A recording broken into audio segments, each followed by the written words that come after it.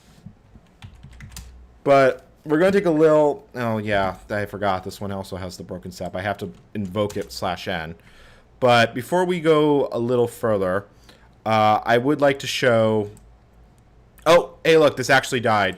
Windows protection error, you need to restart your computer. So this is what happens if you try and load Windows for Workgroups in a virtual box with a network card.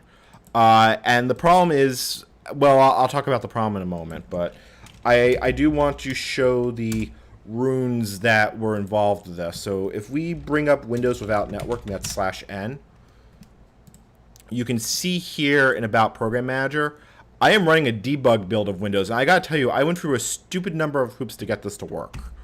And if we even minimize Program Manager, enhanced mode debug Windows 3.1.1. So now that I've shown that we've actually got a debug here, I would not install Kali from a template. I would install it from a VM. Specifically, the template could be out of date for one. Unless you're using the official one from Kali.org, but I've not had the greatest experience with those. And it's good experience to know how to install it. If you install it, you can just duplicate it over and over and over again. So what I want to show, if we pull up accessories, now this should work now. Yep, it does. I set up a debug script. This invokes the Microsoft Windows debugger, the symbolic debugger, and this is where things go badly. So if I type debug, and I think I've got, yep, there we go.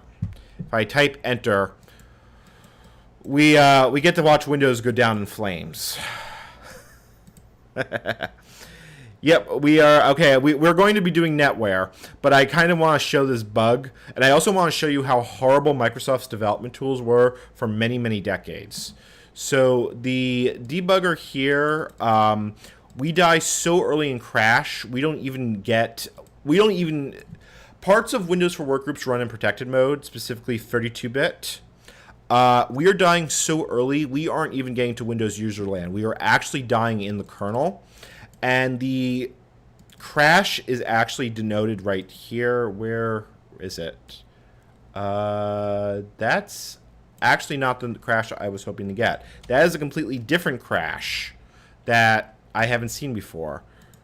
So let's reboot this VM and try and get the actual crash.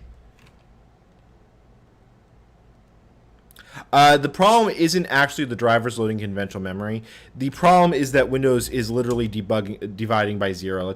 Yeah, there we go. That time we got into the kernel debugger. So this time we see we're kernel debugger, we've got symbols link, and we're before the kernel. So if we tell it to go, it dies here with what's called bad fault 0. This is probably the worst message I've ever seen in the debugger because it doesn't tell you what the problem is. This is actually a hardware machine fault. Interrupt code 0 is that the Math CoPro tried to divide by 0. It took multiple people looking at this before we realized what this was. And ultimately, we haven't gotten a fix yet. But we were able to trace it back to the NIDLess, that's the network information stack in Windows 3.1. It tries to calibrate the network timing by millisecond resolution. That worked great when processors were about 33 megahertz. My desktop computer is 3.3 gigahertz. So the loop runs so fast, it calculates its delay as 0, and then tries to divide by 0. And this is why Windows goes down the drain. So this is just another day in the life of retro computing. I've also got the other set of VMs, but do we want to look at Windows 3.1 or do we want to go look at Novell NetWare? Because we can do both. We don't have to go too deep down the particular rabbit hole here. I did a video, let me get the link to this. I just did this the other day, this went up. I did a video looking at the first Hello World program for Windows, and then the differences between Windows 3.1 and 3.1 Workgroups. So if you want to see the best of early 90s networking, there's your link. So what I will show, I feel like from an InfoSec perspective, I need to show this because there's so much fail involved with early Windows networking. It's kind of impressive. And even under KVM, or QM, this has issues. The Sound Blaster is not the issue we're looking at, though. You notice I'm getting screen corruption. This is a known problem. So I've already done the full network setup on these. And let's bring up the next one. I have 3 of them in total, but I'm not going to bring up all 3. Let's let that one boot up because FileServe needs something to talk to. And I'm going to show you the greatest dialog box I have ever found in the history of InfoSec. So, you know, this one's supposed to have a sound card. Where's my startup chime? Okay, you know what? I'm not going to try and find my startup chime. Did I lose my music again? What is with this? Apparently, I'm not allowed to have background music. Work, damn you! Oh, that's right. I turned it all the way down so I could do the... This is a big brain moment. Check your volume levels, people. Alright. Chat, just let me know if that's a little too loud, but... Okay. We've got Windows for Workgroups up and running, so since we're here, why don't we take a look at the... Oh, you know what, and... Because I think this needs to be seen to be believed, I need to pull out Wireshark.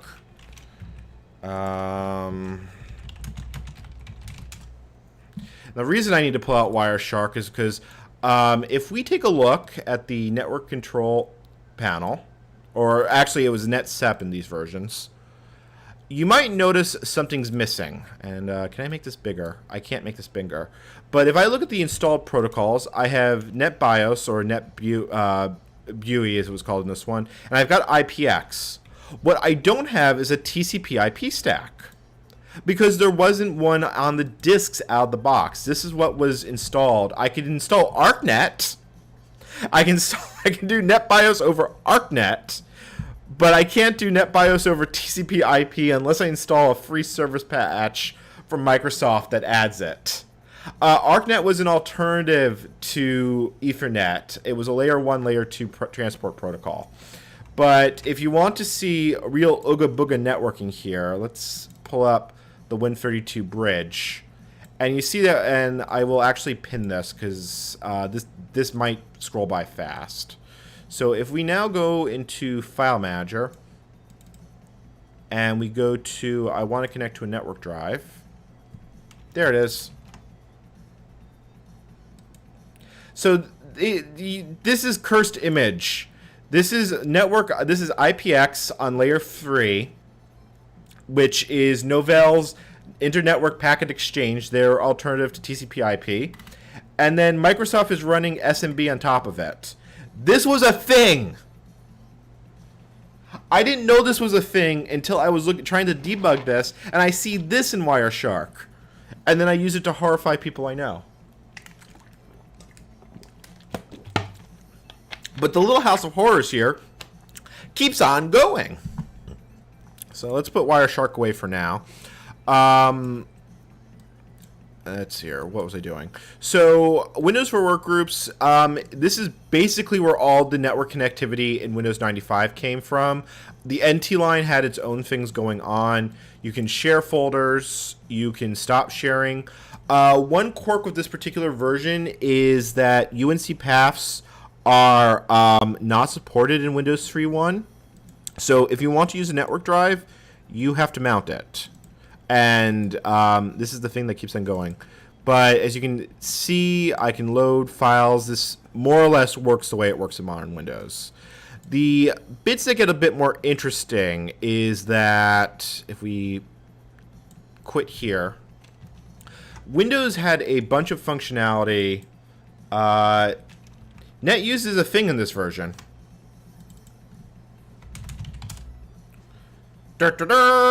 You can actually load the Windows for Workgroups networking stack in DAWs, and I can demonstrate that in a moment. Oh, I just realized what you said. Yeah, I remember when the net command was actually useful. What's funny is they more or less pulled this straight out of LAN Manager on OS2, and then LAN Manager became Windows NT's server component. The upgrade path, NT domains didn't start on NT. They started on OS2. We might, even in a future video, go down the...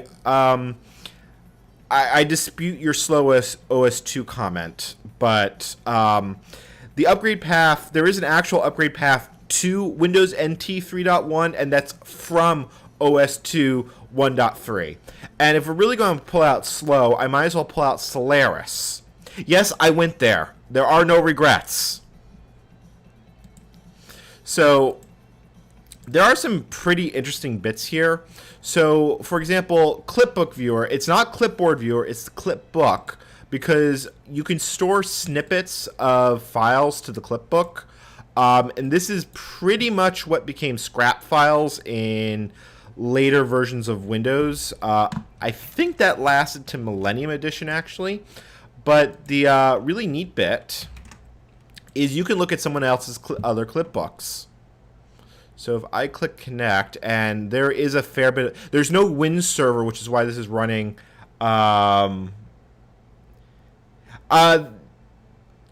It was either 98 second edition or Millennium Edition when it went. I want to say it was Millennium Edition when it went away.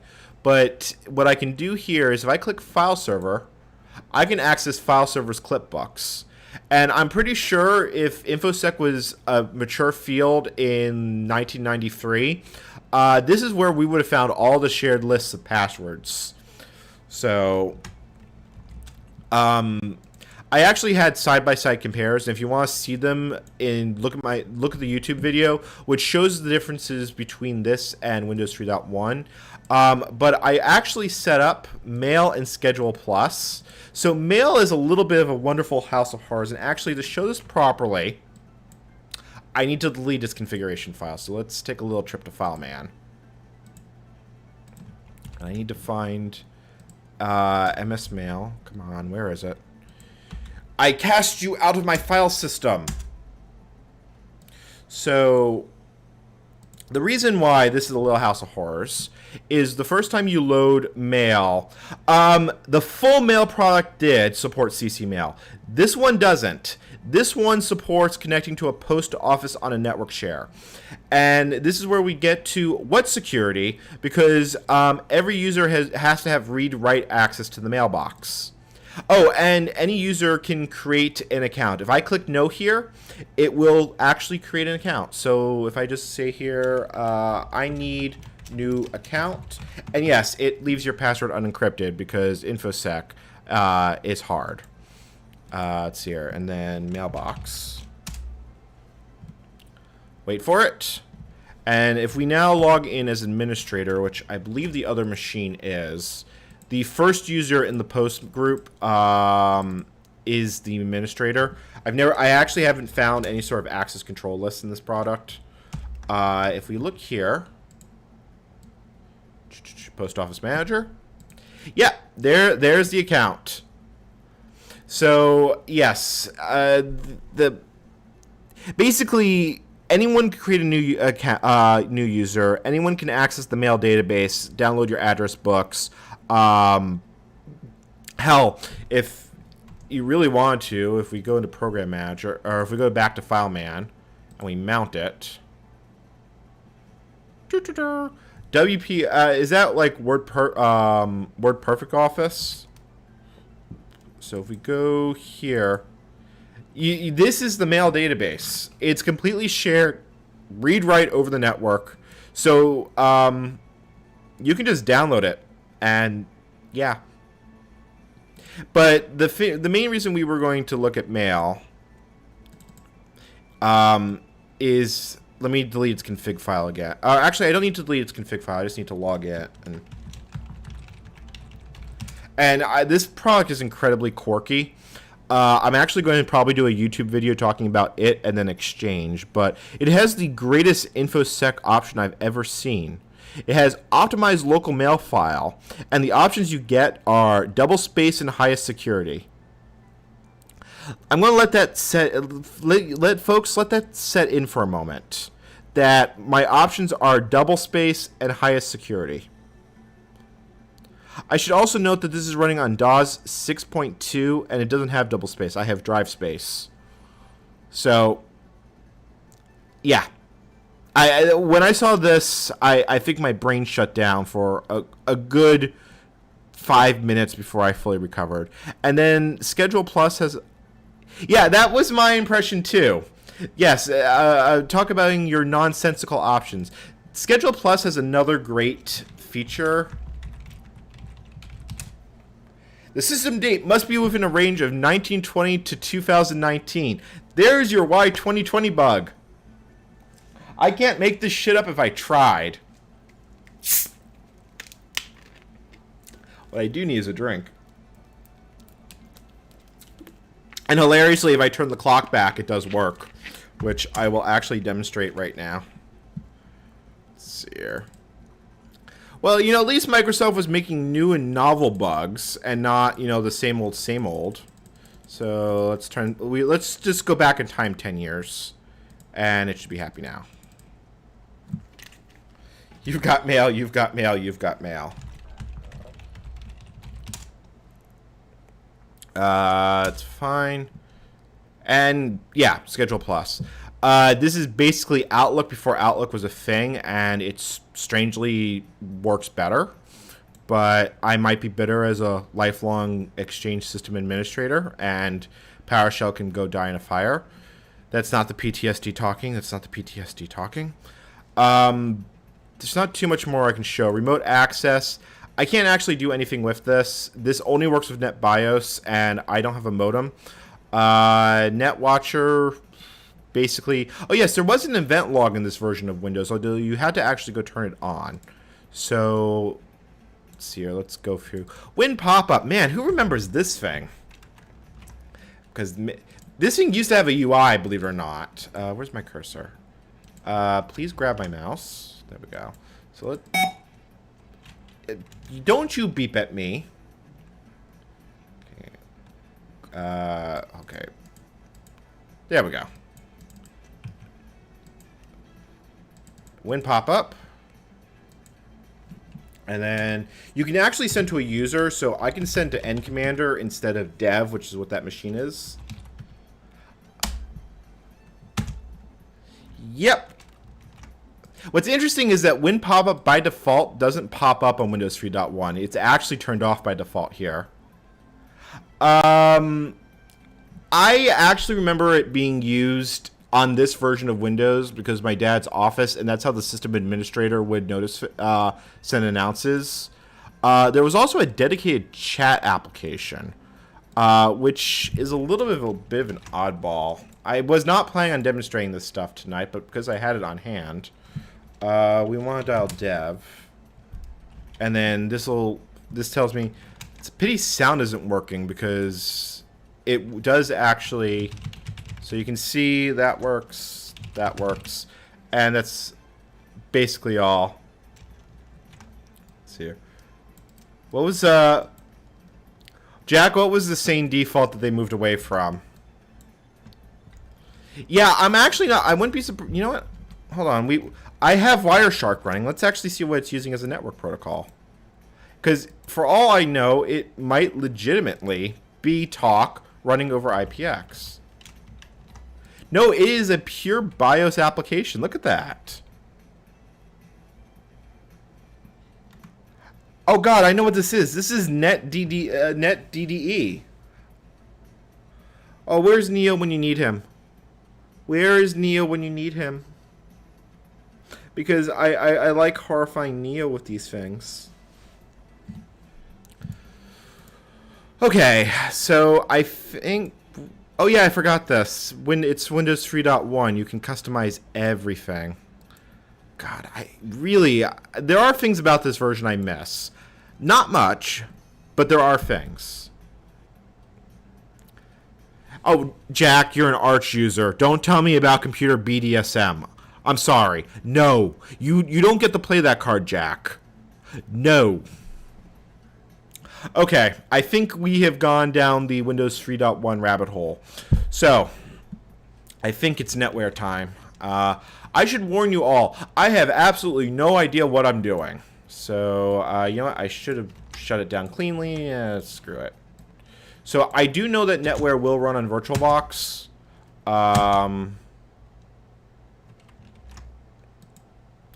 So what we need, Novell, and I've got a dated version. So, I'm curious. Is it actually? Oh God, there's a NetWare option. Okay then. So we're actually going to make two separate hard drives here, and there is a factor reason for this. So the first one I'm going to make is just 1 gig, and that's where DOS is going to live. And then I'm going to add a second one because NetWare is a little bit NetWare is a little bit iffy on how it boots. Some versions can boot what's called freestanding, and some can't. Well, this might need. Wait a minute. I want you as the secondary slave. I'm trying to remember how you add a second hard drive to this thing. There is a way. No. Oh, don't tell me. I'm going to have to suffer through trying to remember. Because you can have 2 hard drives. Create. Let's see here. I want that as a 4 gig one. Choose. There we go. Okay. So we've now got our DAWs and we have our NetWare one. And we have the optical disk. We want a network card. I think I can bridge this. I'm not using the Kali bridge, so we can reuse that for now, and then we can try and plug that in. We probably are going to have to do some fuckery with this, but we'll. You know, I should just do this correctly from the get-go because God knows I'm going to have nightmare. Well, hold on. No, I'm going to have nightmares if I don't do this right. So, vmint, netware, tap, int. What I'm doing here is basically creating a netware, all, file serve, netware. That do its thing, and I just got close to tab. Basically, what I'm doing is creating a virtual tap network bridge. So, and then if I bridge you there like that. Okay, let's hit start. So this is going to require jumping through a few hoops, and when I say a few, I mean a lot. So the first thing we got to do is we need to install DOS, and I have DOS 6.2.2 here. So let's drop that in, and let's change where the VM is pointing. Or let me change where OBS is pointing, because we're bound to one window. DOS Novell NetWare VM, please. Okay, and then let's reset that. And just as a note, folks, please let me know in chat if the resolution glitches out. So first, we need to install DOS. So step 1 is it's partitioning the hard drive. Feed the disks. There's really nothing special about this. Okay, give it disk 2. And then disk 3. And then we have to get the CD-ROM drive going, which is slightly less easy. I think I've got the floppy disk it needs. And then take the disk out. Somehow floppy disk got even more annoying to work with in VMs, so that should boot to a DOS prompt. Fingers crossed, it boots to a DOS prompt. It boots to a DOS prompt. Progress. Progress has been had. Progress has been made. Alright, so now we need the driver disk. And what we need is... this will probably bring some memories back, folks. oakcdrom.sys. Who remembers this thing?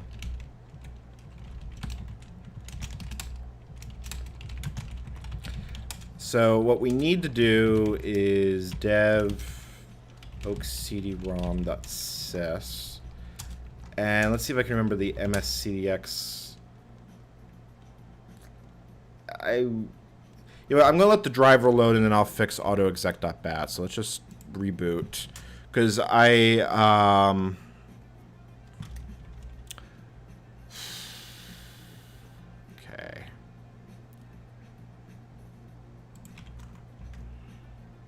Reset.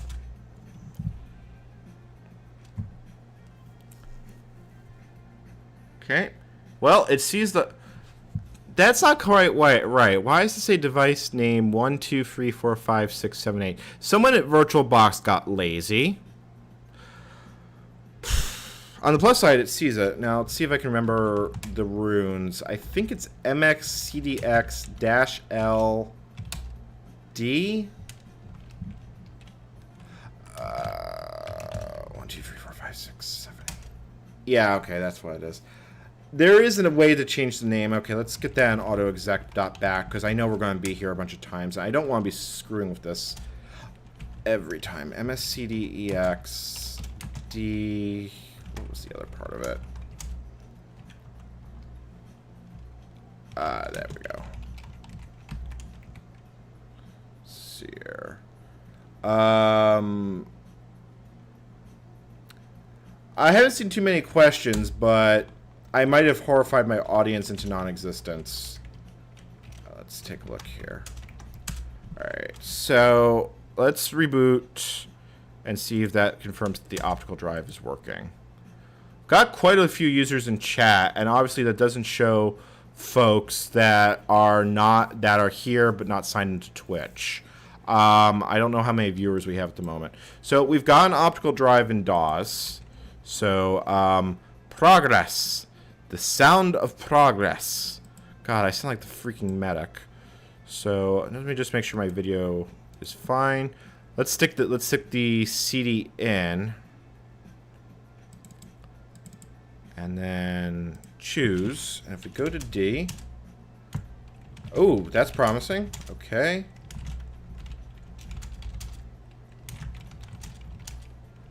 You know what?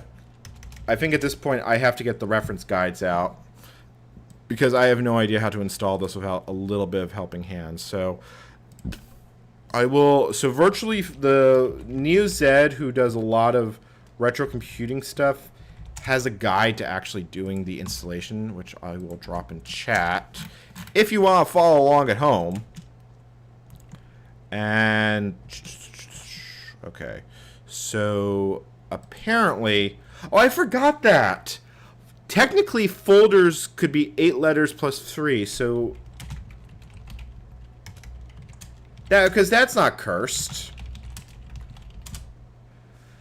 NetWare 3.12 sets the default Ethernet frame type to 802.2. That's important for IPX. This may also be important for us because of the firmware may be old enough it wants the old frame type. So, you know, that's fine. So no Novell NetWare installation. We're going to do a new install. Retain. No, hold on. I had to do fdisk first.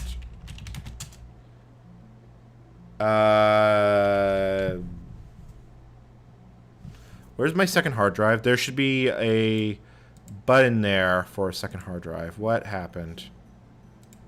Let me switch the view so you can see what I'm doing. Somewhere, my second hard drive apparently disappeared. Although actually looking at the guide here, no, NeoZ actually uses 2 hard drives, so a lot of the guides I've seen that are period accurate recommend doing this with a boot disk. And the reason that this is necessary is that a lot of versions of Novell use DAWs as a bootloader. Some versions had what was called the cold bootloader, which basically let it boot directly from... Oh, hold on. I think I know what the problem is. I think I need... Couldn't you have 2 hard drives and an optical drive? I thought that was a thing that you could do. Yeah, primary master, primary slave, secondary slave. I want you as secondary slave. I want to add a hard drive. Like that. Fingers crossed. Alright, so if this works correctly, fdisk... Oh, why is... There we go. Fdisk should gain a new... Yep, there it is. So when when DOS sees multiple hard drives, you gain this 5th option in fdisk, which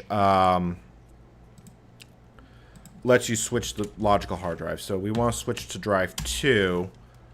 I want to create a primary extended, use the full thing, and then system will reboot, blah, blah, blah, blah. Format C, no, format D. Let's not format C. That's a bad idea. Okay, and then... Wait a minute. Oh, it can't... I forgot. 2 GB limit. For what I'm doing, that's fine. I don't actually care. So let's go to the netware disk. And hopefully this will see it now. Okay, netware server installation. I've got 2 separate hard drives, so it should be fine. But apparently it's not having it.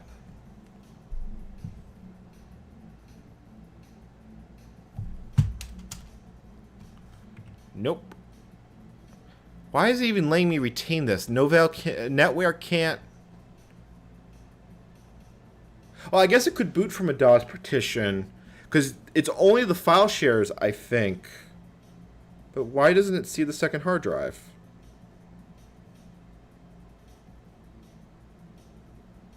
This should see a second hard drive.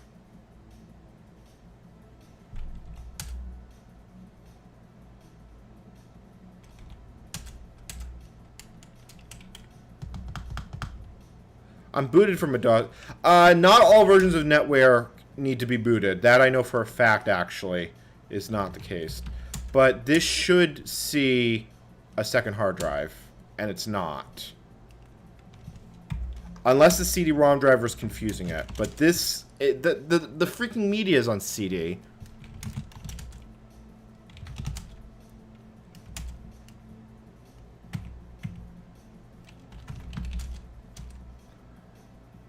Okay, that's fine. You know what?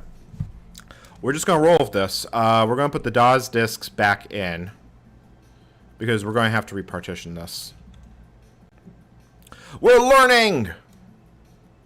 So you have a network volume. Change the drive letter on config.sys. What I would have to do is actually flip the drives around. But I think you're right. I think what I'm better off is one larger drive with the base netware stuff. So let's... Yeah, so this should boot. I want to drop to the command line because I need to fdisk. I actually want to delete partition, delete the primary. Bye-bye. MS-DOS 6. Nope. Nice. This is the I'm drunk and I shouldn't be using fdisk protection. Okay. Okay. Create primary. Yes. Oh, no, I didn't want to do that. Frig. Okay. Create primary. Okay. Hold on. I am learning things. Oh, wrong thing. We're just going to use the larger VM hard drive, which we've got here. You two can switch. You can be Primary slave, primary master. There we go. That's fine. Okay. Because again, this is a complete system. Jack. Jack, this is why we don't let you out it anymore. Okay. So let me go. Let me look at the. Let me go back to the install instructions. And again, now we're looking at the wrong VM because, of course, we are.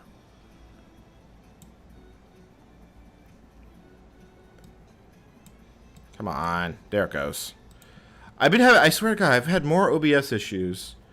No, I have DAWs as floppy disks. I could make an El Toro CD, but what's the point? Actually, I don't even know if that would work. So let's see here. Blah blah blah blah. I'm reading through the notes I have here on this. Okay. All right. So. Oh.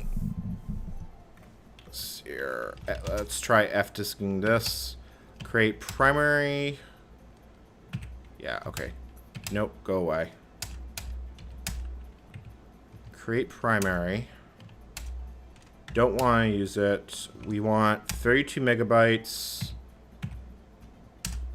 And then that should let me install. Format.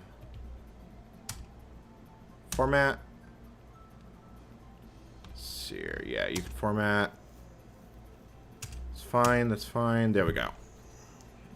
Okay. I am using an image of the floppies. I don't have them in a. I'm not using physical floppy disks here. I have a USB reader, but let's see here. And then remove the disk. And then I'm going to have to reset the CD-ROM driver because, of course, I am.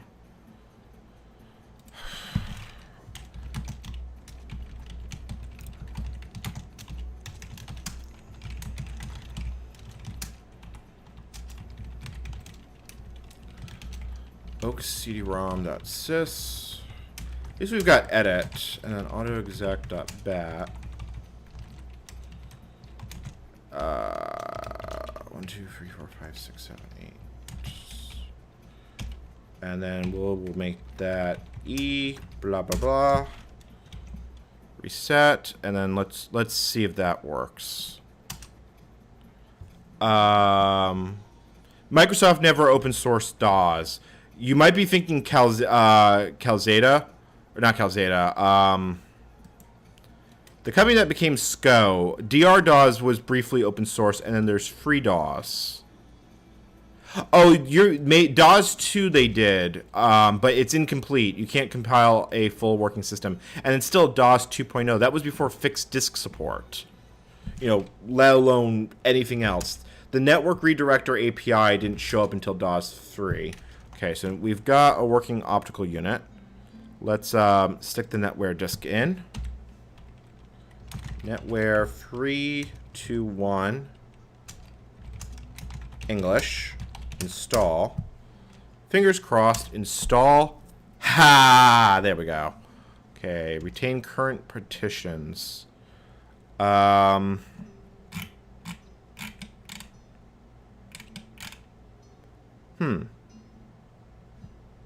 Okay. Server name. What should we call this? Testbed. Internal network. That's fine. Okay, that's fine.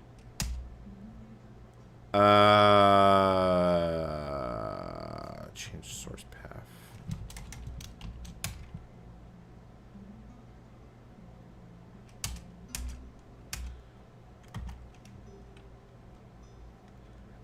NetWare.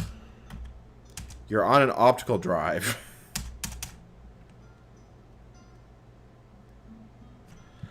I mean, I've got a floppy disk version, but I shouldn't need to feed it disks. Hold on. I might have to feed it disks. I really don't want to feed it disks. I really don't want to feed it disks because NetWare is on 20-something floppies. I really don't want to do that if I can avoid it. Let me look at the ISO and see if I can figure out what I actually have to put it on it.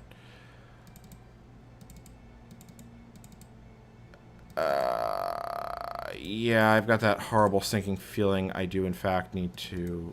English. Yeah, hold on. Let me go full screen here. Yeah, there is a CD for this edition. I'm not exactly sure it's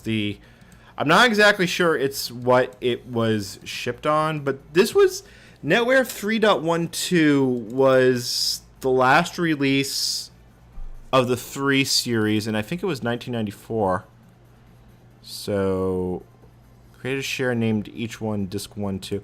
Okay, you know what? Screw it. We're putting in the floppy disk. The problem with the floppy disk is I don't have the service packs on it.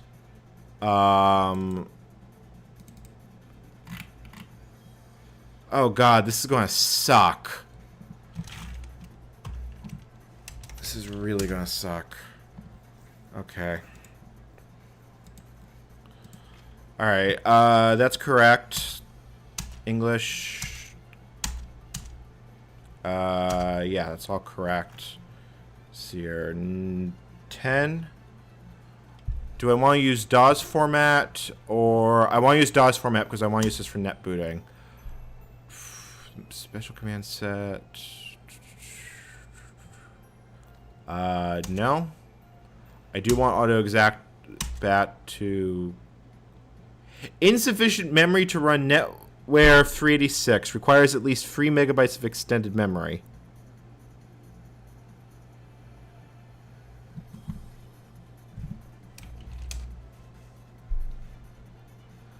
Apparently, Novell NetWare can't handle the fact that there's 64 megabytes of memory.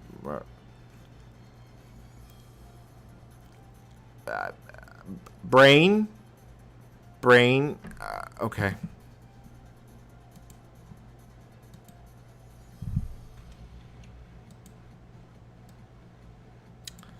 We just need to reconfigure the VM and give it a less RAM.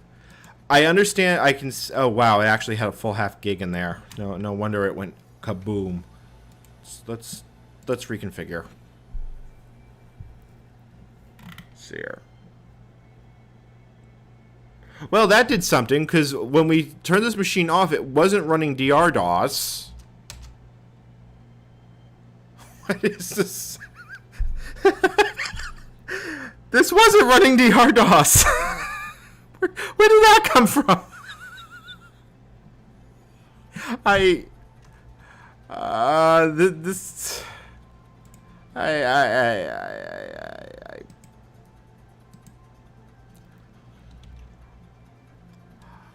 This is fine. This is fine. We can work with this. Yeah, as long as it's not GLaDOS. Jack, you're right about that. I think we're going to have to reinstall Windows or MS-DOS. Okay. Blah, blah, blah, blah, blah, blah. Yeah, let's exit setup. Let's drop into fdisk. Let's try this again. Alright, you know, I'm just going to let it use the whole thing. I can add a second hard drive if need be. Because apparently this installation process is completely different than all the documentation. Okay, format the drive.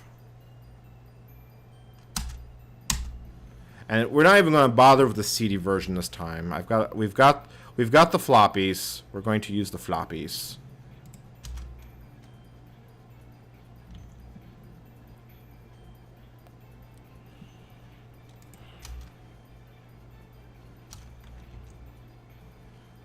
Oh, hold on. If you really want to see Time Machine, the fact that this version of DAW shipped with antivirus, I need to find a virus that its Symantec thing can work. Okay, let's put. I've got installation image. Do I have install? I do have install.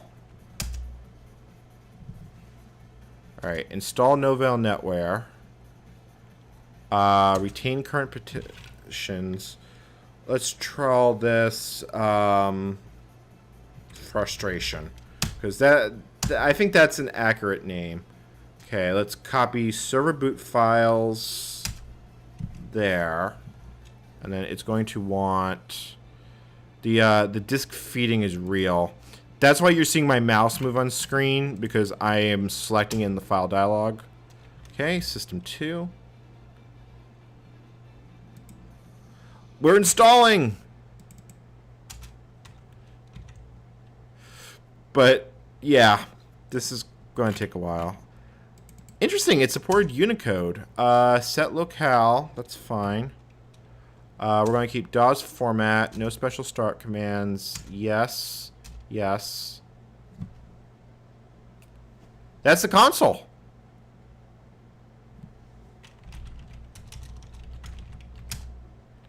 Was it console? But that's the Novell NetWare prompt. Now what I need is command reference. Load monitor. Thank you. Okay, I'm getting the feeling it didn't install everything.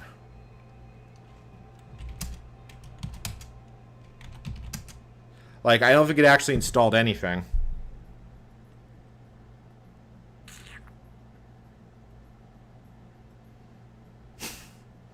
I knew old versions of NetWare were difficult to install. I feel like I have gone so far down the rabbit hole, I'm seeing daylight at the other end. Blah, blah, blah, blah, blah. Alright, I've got install instructions. Let's see here. Hold on. Load isodisk. There we go. Hold on. Load install. There we go.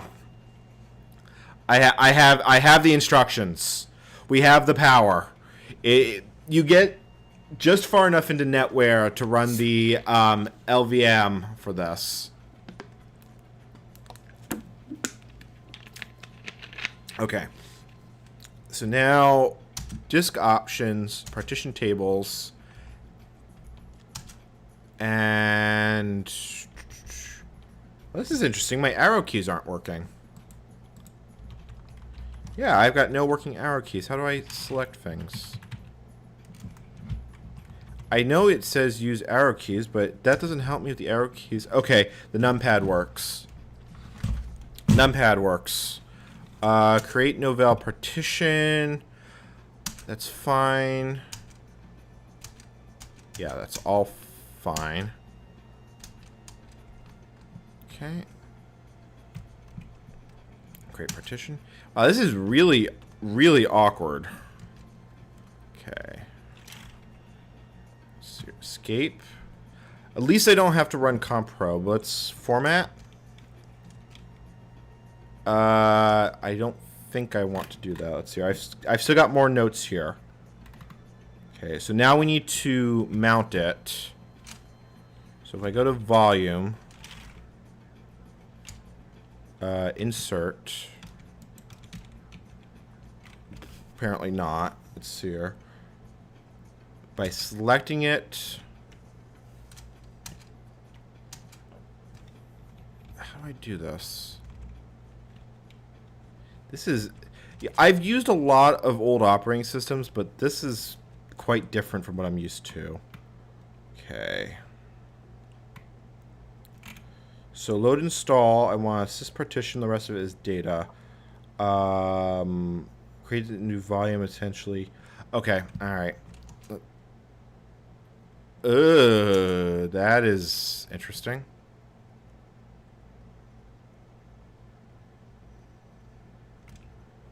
No, I don't want to create a new partition table. Okay.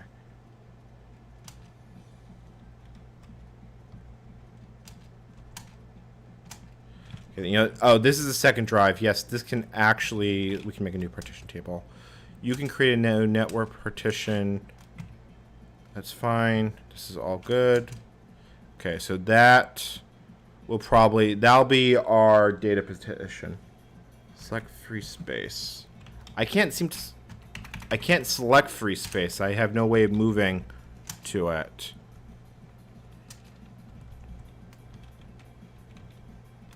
Change hotfix. Yeah. No, that's all fine. God, this is different. Let's go back to the main menu.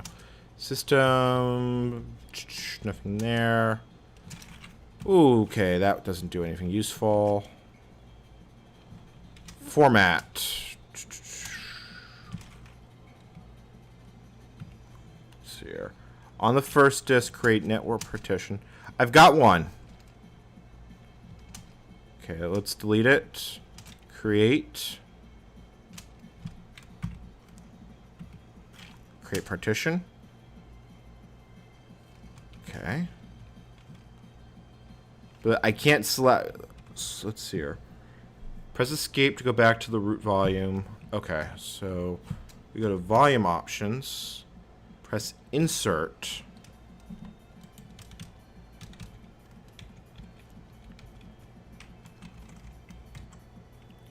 Okay, so this is where we do it. I just need to figure out. Yeah. Alright. This might be a keyboard problem. Let me pull up the virtual keyboard and try it with that. Ah, insert, insert. Which didn't do anything. Virtual keyboard, please. Soft keyboard.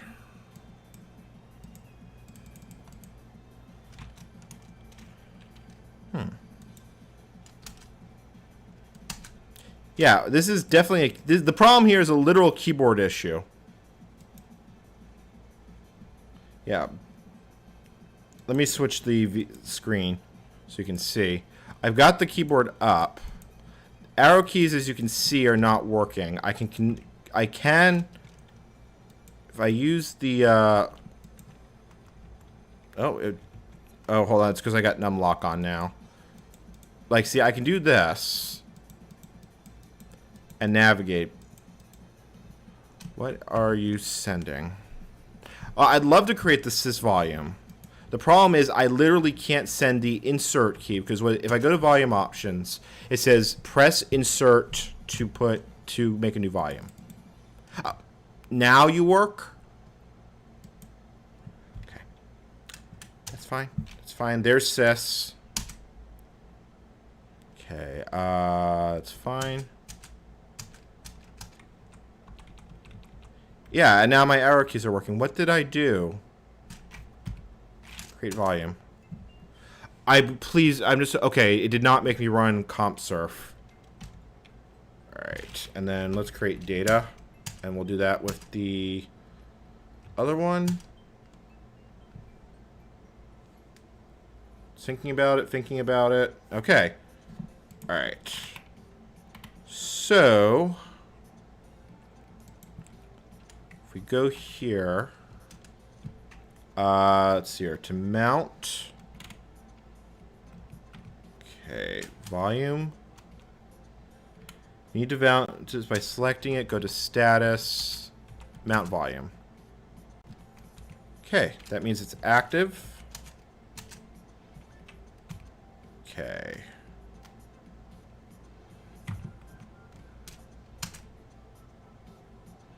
Okay, I think I did not want to leave install.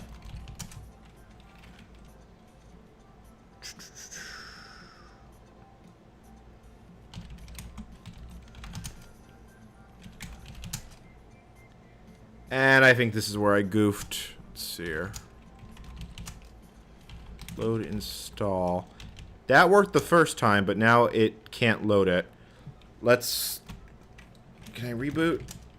Shut down. Halt. Yep. The problem is I'm not getting anywhere fast. Let's see here. Down. Thank you. It's amazing that I literally have a network admin for this. Insert disk with the batch file.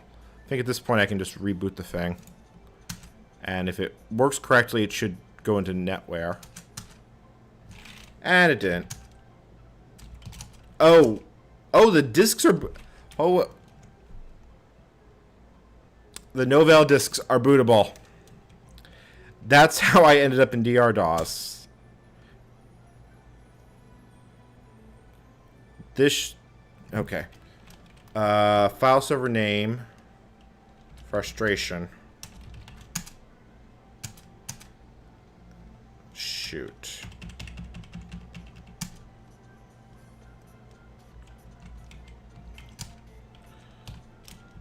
We'll fix that. All right.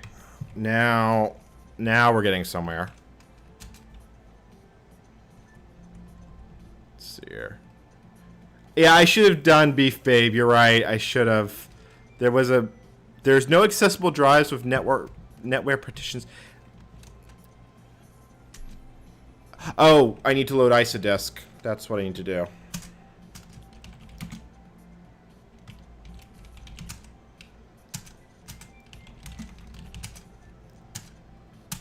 I'm learning. We are getting somewhere. I'm learning. See here. So now, see here. Select system options and then choose the first option. That's fine. We can mount that. Although my arrow keys have checked out again. Oh, it's numlock is what's causing the problem. If numlock is enabled, I have no arrow keys. Okay, copy. I'd like to install from CD. Yeah, I really would prefer to install from CD. Yeah, let's cancel and let's go install this CD driver under DOS so we can make our lives slightly less painful. And exit back to DOS.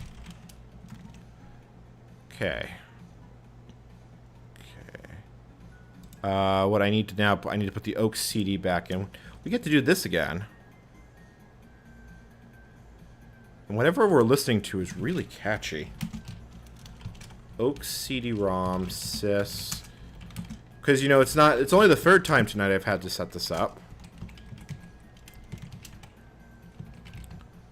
Oak CD-ROM.sys.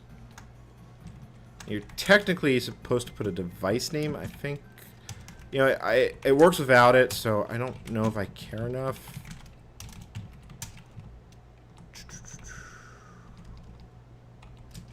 You know, I'm going to just rem this out because I want to make sure the CD-ROM drive comes up first.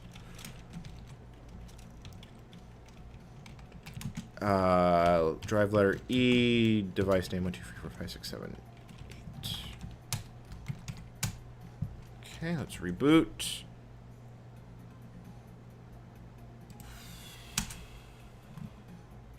Fingers crossed. Non-system disk, that's fine. Blah, blah, blah.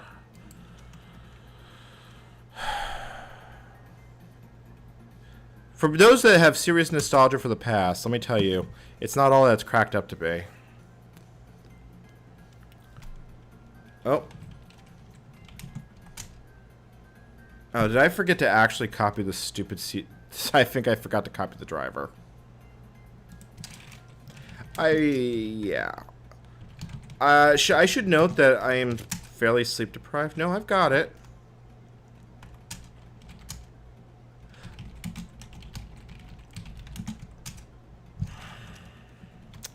And there's the problem.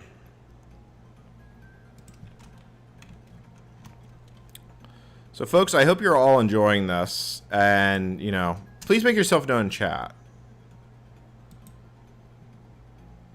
Apparently, we've got a lot of people watching, so obviously something's working. Hey, we have a CD-ROM drive, and we have our disk. Let's head in. Frustration. What was that? You know what? We're going with dead beef. Cool. So load ISODisk. Load install. And then I should be able to mount.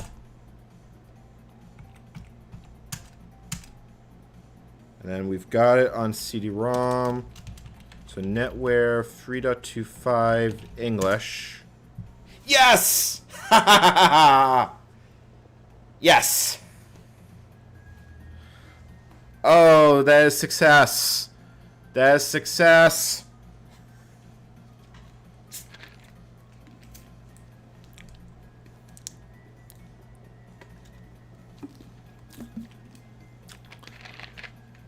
Okay, then. Yeah, I'm pretty sure my trials and tribulations amuse a lot of people. God knows I will probably get stuck doing something horrible like upgrading for every version of Windows. You know what? let's make that a goal. If we get to $200 for the charity, I will on stream upgrade through as many versions of Windows as possible before my sanity goes la boop. Or we could even see like go upgrading through multiple versions of OS2. But you know what? There's a charity drive. Jack, tell Side Pocket that I will do something completely crazy if we hit our goal. Let's see if that helps. Okay. What, have we actually achieved our $200 goal? Well, I can go. This isn't crazy, but you know what? I am going to take the opportunity to do some trolling with this because for those of us that are in New York and are regular, attend our 201 meetings, we have a person here. Oh, I've been in full screen mode this whole time. We have a person here called Neo NYC, short for Neo Amsterdam, and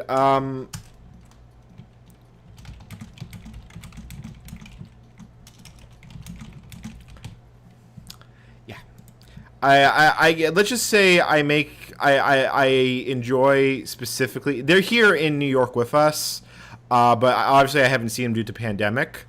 But torturing Neo is one of my few pleasures in life. So, yeah. Let's let this go back to install because there's nothing to do here but look at the prompt. Because he wants to set up Apple's AUX, and I told him, oh, we should probably connect it to a Novell NetWare server, and let's just say his response was less than enthusiastic. Okay. Holy, this is a virtual machine. It's running and native speed. This is surprisingly slow.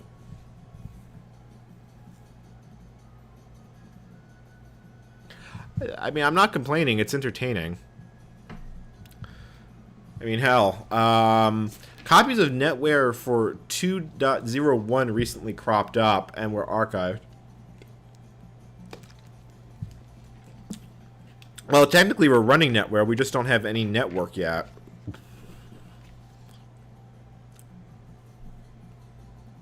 But dear God, this is a slow process.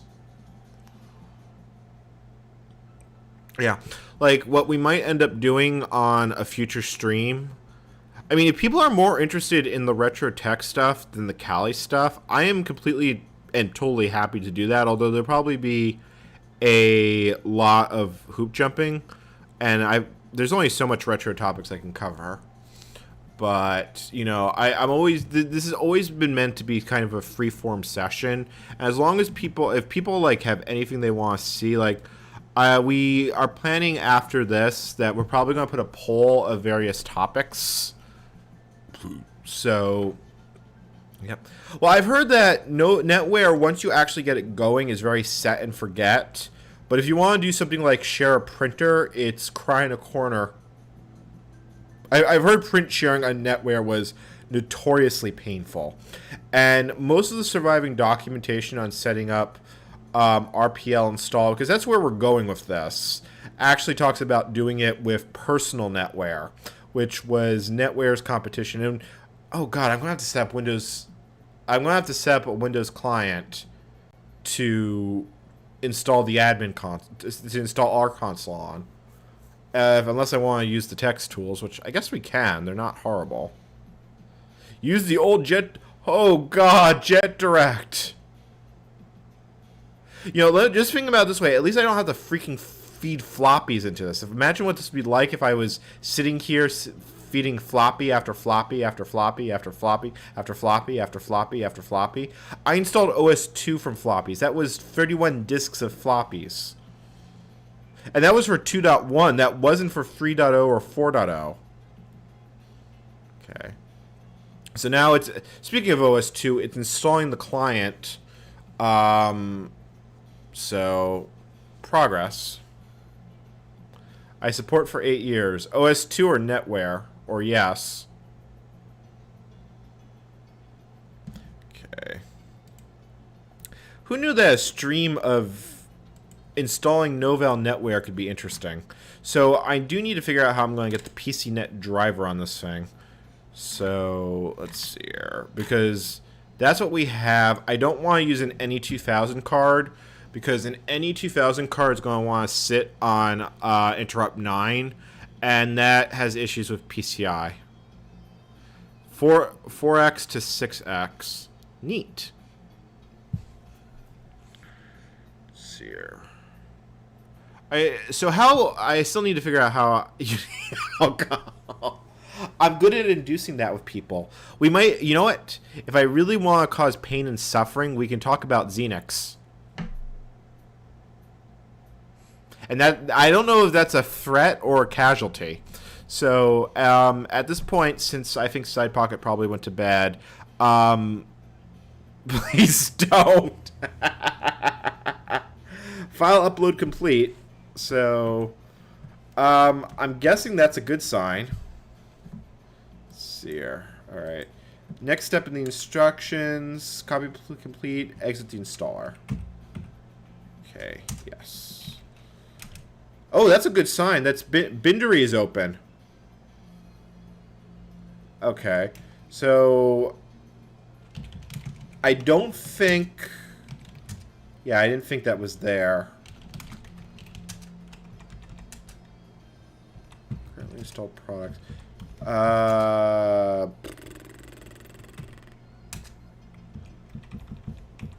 right, so I've got a floppy disk. Let me switch the VM view. Full screen. I've got a floppy disk image with the driver. Or I'm pretty sure there's a PCNet driver on this disk. Oh, maybe not. I know there is a Novell driver available for the network card in this thing, but...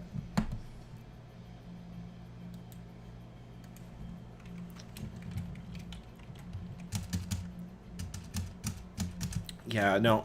Okay. Yeah, let's go to load monitor.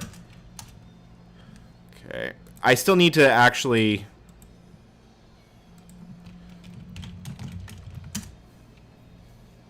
well, it's running, and it's appropriately named. Yeah, so I've got no LAN driver. Toggle screen. Toggle screen? Source relation. I've never actually played with this. I've seen it. Oh. That's a thing.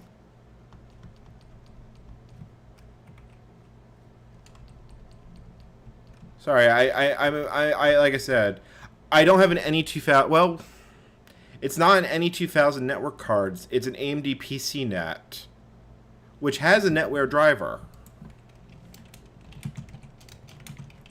I just need to get it on there. Let me see here. Hold on. I've got instructions. I've got instructions. Copy out the filing files to your server directory. Yeah, okay. We're gonna have to. We have to quit back to DOS. So let's down it. Exit. Okay.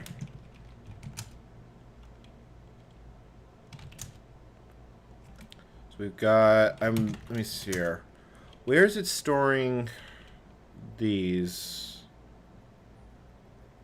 Okay, so if I look at E under instructions,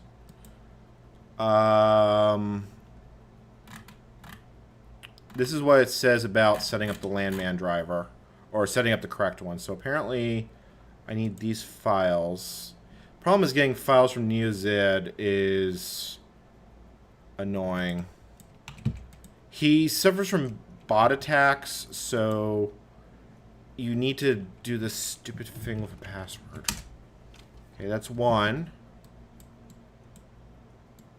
Let's see if we can actually figure out how to do this. Two. I don't technically need NetWare idle, but while we're here, we might as well grab it. Let's see here. Copy out the following files. Let's see here. It won't work because this is a PCI card. I mean, we can try it, but I can tell you it won't work. because I tried an NE2000 driver for DOS with this card, and it doesn't initialize because they assume it's an ISA card and doesn't work. That's why I went for, because VirtualBox, if we go into VirtualBox, I'll have to show you on a different VM. It supports a bunch of different cards. Oh, this one has the ISA card option, but the problem is the ISA card option has issues with an IRQ option. I have the advanced debugging options. That's why I have that. This is the one I actually have in there. You know what? We can try it. I've got no reason not to try it. All right, let's bring the server back up and see if it works. Load server file name. Frustration. Okay, load NE2000. Let's go back to the... There was a step I had to run before doing this.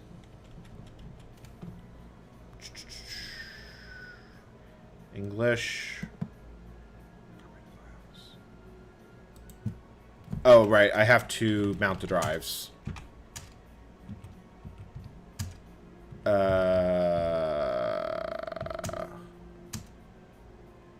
are no accessible disk drives. Oh, right.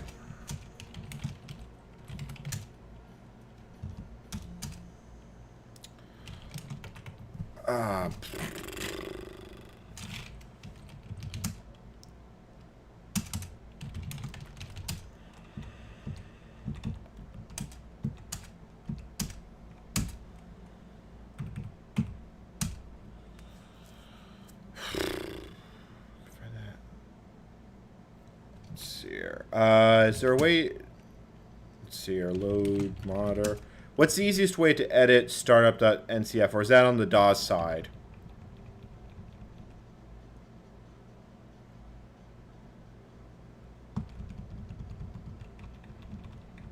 I'm guessing that file lives on DOS.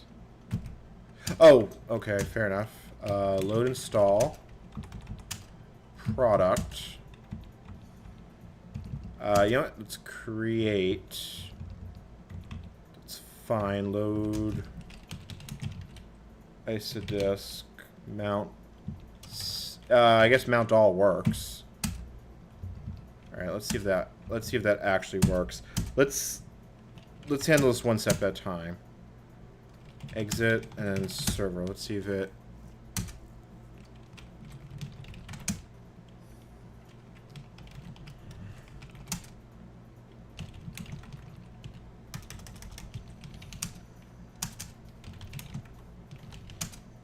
Okay, so why didn't it like that?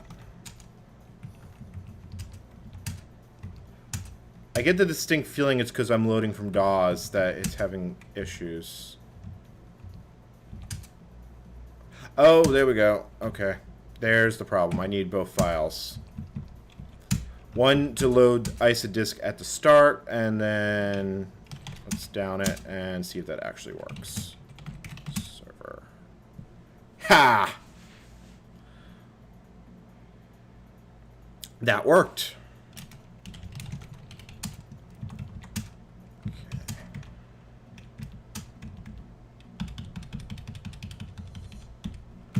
Okay.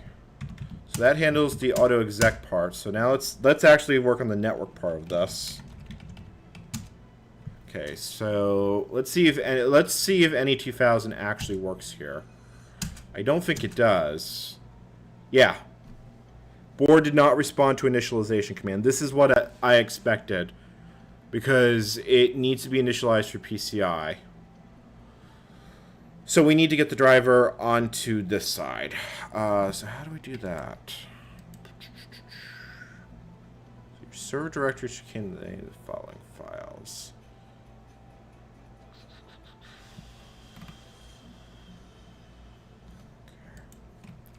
Okay. Try D8.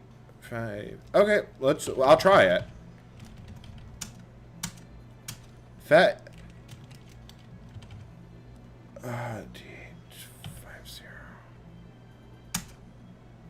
Yeah, it didn't respond. I Okay.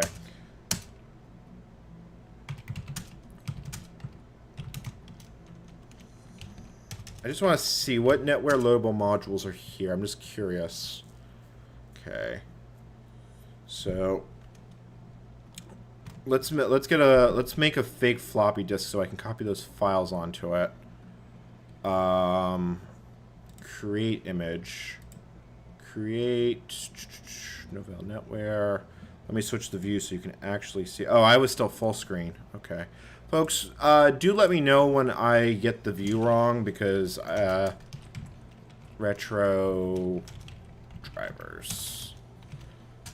So, no, that's not what I want. NetWare drivers. Image.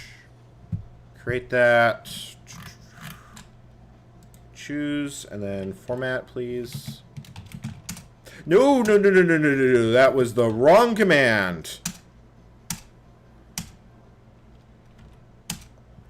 If I had blown away my VM after going for all those hoops. Nope, nope, nope, nope, nope, nope, nope. Okay. So if we go to downloads and we go to our recent downloads, we have this, which doesn't extract.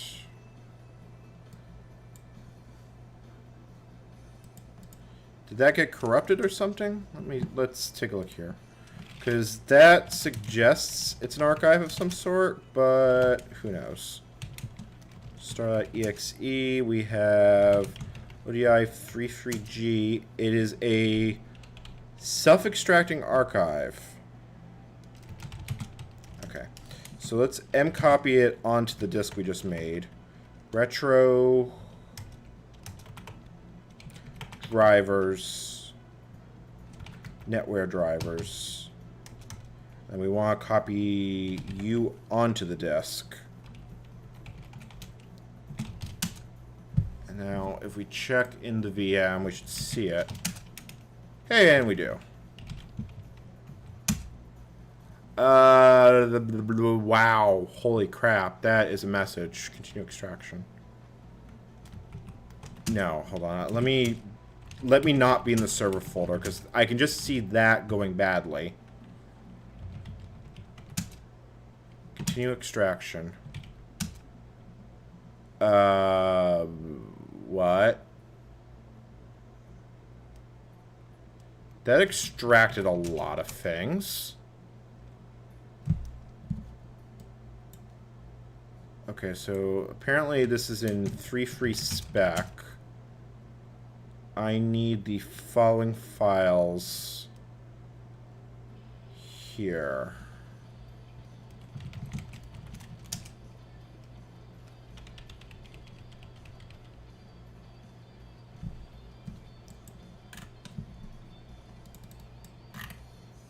I got that distinct feeling I'm missing something here. I think there's a separate...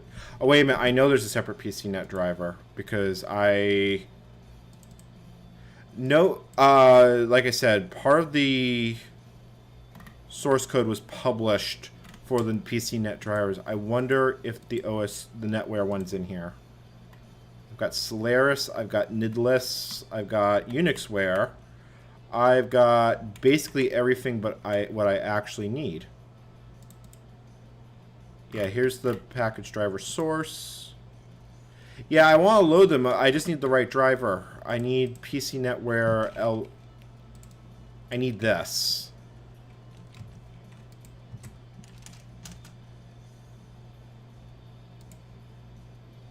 Do they actually still have this on their down? Oh my god, I think they actually still have it here.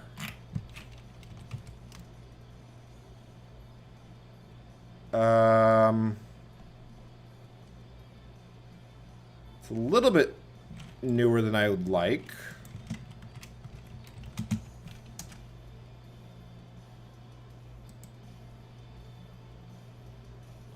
Let's see here. So this one is roughly in the same ballpark. And you know, these are all the fixes. Okay, so I guess... Oh, I see. If we go in here, oh yeah, look, here's the landman driver. Let's get those on the desk. You know what? And I probably still have to install the Y2K patches and stuff, but I'm not that worried about it. Okay, let's get those on the desk. Temp pcnet.lan.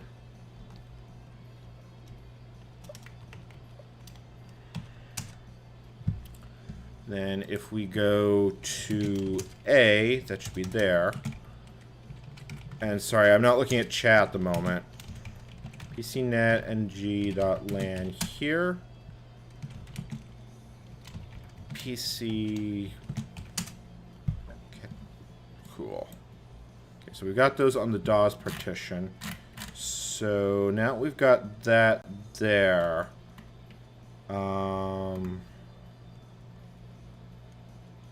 Yeah, so apparently we need, okay, so apparently we need some extra files. If we go to server 3 free spec.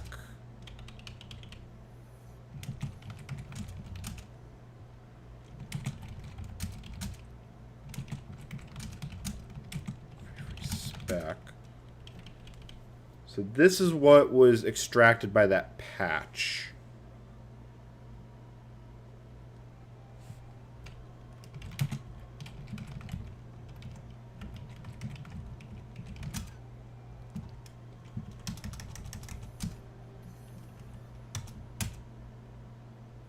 Interesting.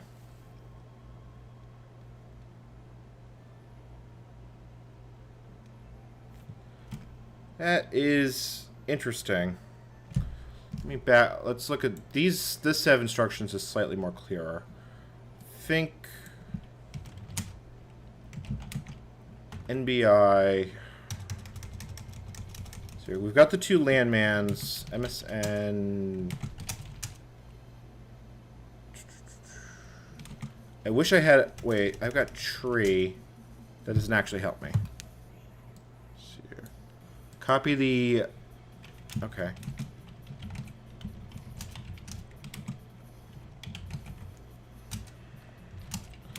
I can type. Alright, so if I look here, copy ether tsm lvm to server 3.21, and then MSN start. No, it's not the Microsoft network. Okay, so that 312.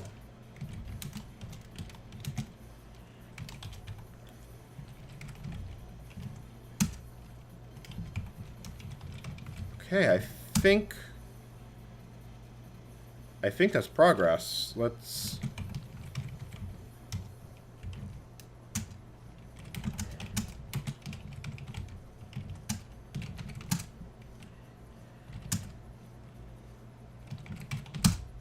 Okay. Yeah, I think you're right with them needing to match. This is. There we go. All right, let's get into monitor. And let's edit, or get into install and edit files. I will say this is a learning experience playing with this stuff. Okay, so I don't know the order I need to put these in. This has this at the top. 3.2 MSN 31X load. Server 3.2 PCNet W.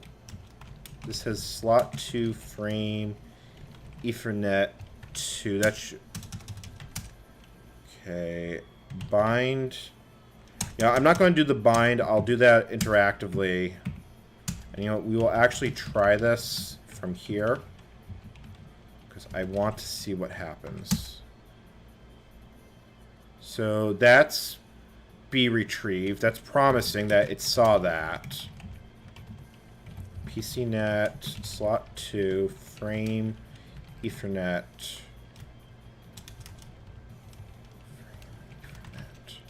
I apologize I got quiet. Oh, it's PCNT. Yes! Yes! That is Ethernet driver sorted.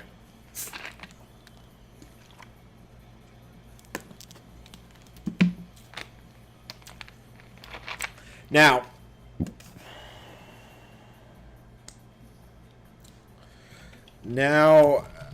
we need to get that to work automatically.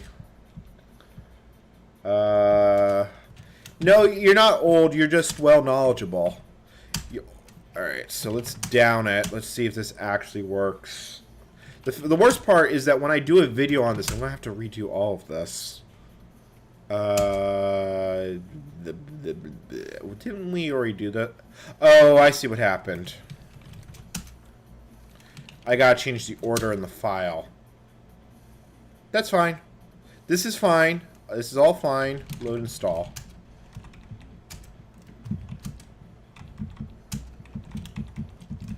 Oh, that's interesting. You can't actually... Wow, this editor is crap. External net dead beef. And then for the bind IPX to PCNet net dead beef.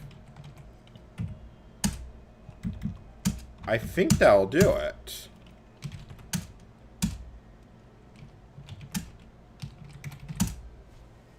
Mount system.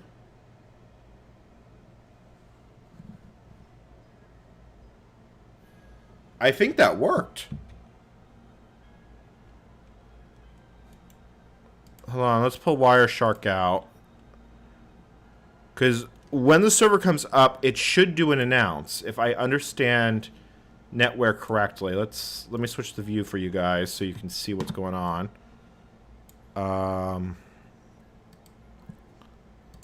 Let's see here. Where did I plug you into? I plugged you... Where is your network adapter? Because I control... and you know what? We don't need this VM. And we can reset it. Okay. Devices, network connector. What did I plug you into? I plugged you into Tap NetWare. So let's connect to Tap NetWare. And I think Wireshark just crashed. Yeah, I think Wireshark just crashed. Start. Alright, let's down it and restart, because that should cause IPX traffic if this is actually working. Let's see here. IPX server name. Well, let's look at the monitor and see what's going on. Yeah, no, it's there. It is definitely there. It's not sending any packets.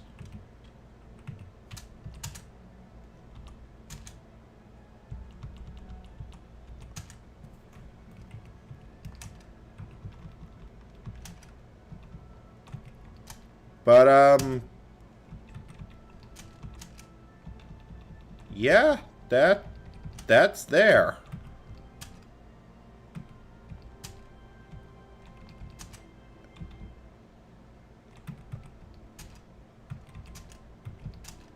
Alright, I think we need to set the client up. Oh, you need to bind it. I thought I did bind it with load install, but I may have gotten it wrong.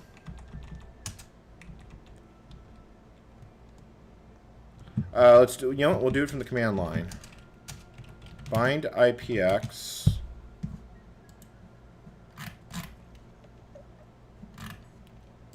Let's see here. PCNet.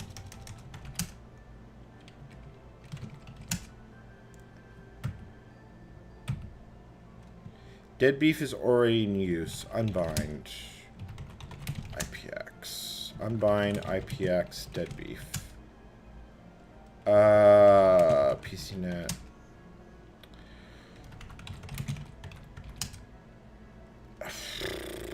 I can type. PCNTNW.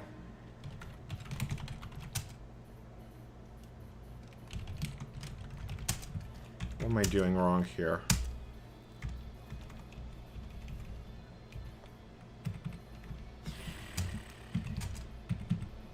Alright, let's remove the install from autoexec.bat. And then we'll do this. We'll do this step manually when the system comes up. Just take it one step at a time. And you know what? We don't need this line here.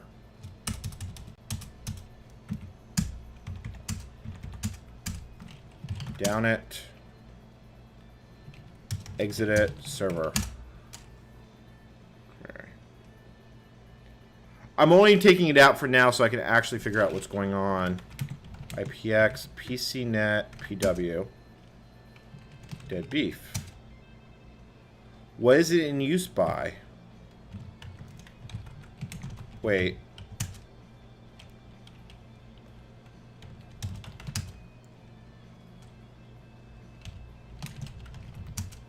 With modder.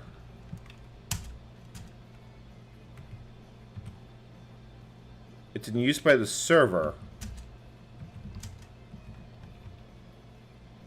Oh, okay. Beef base. Okay, we can do that. Load install. I'm sorry, this is probably painful for you. Or beef babe. Okay.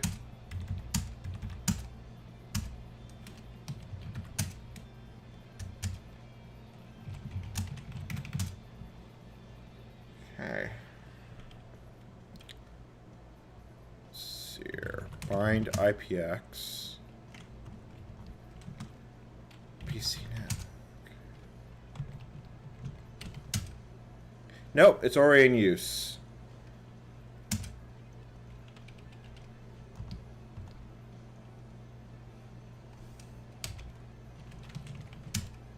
Oh! That did something. Hey! Look what I'm seeing. I'm seeing IPX traffic. Which means this is talking to the network and is working. I think we need to get the client installed. I think we need to get the client installed and running on... Well, it was painful, but it wasn't actually that bad.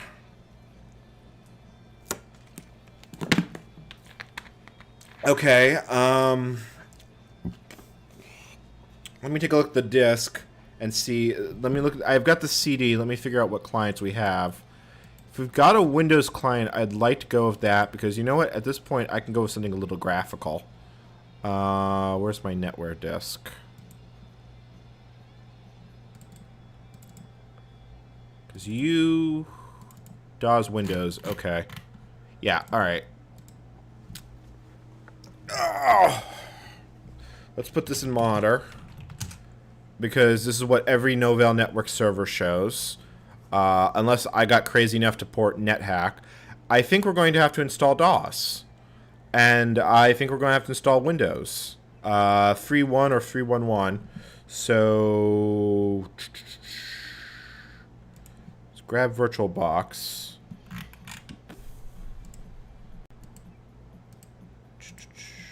I'm going to want to do 3.1. Ooh, you know, I just realized something. That's not going to work. But, you know what? The reason it's not going to work is because I'm going to load that network driver into Windows, and the whole thing is going to come in crashing down like a... I can set up a Zoom call. Let's see here. I'm thinking right now, because I know with a network driver installed, Windows for Workgroups goes belly up. And I am guessing, I don't know for sure, that the Novell client uses a standard DOS packet driver, NIDless, which means that I'm going to get stuck into the same problem, although the real mode driver should work.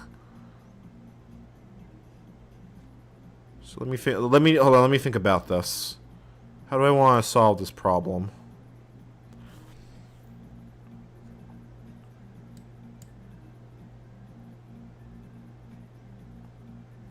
I could... Yeah, I got nothing to lose from trying, and I know the driver works in real mode.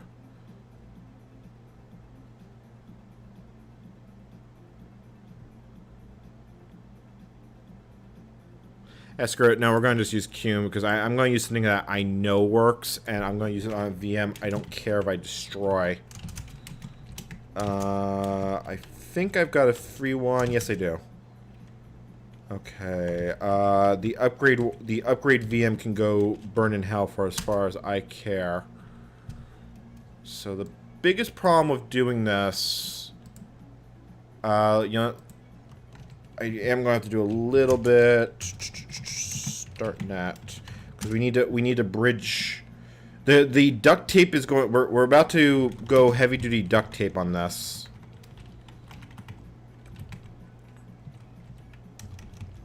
Because, God almighty, this flipping sucks. We can definitely do it next meeting. It's going to be next week. So let's grab this.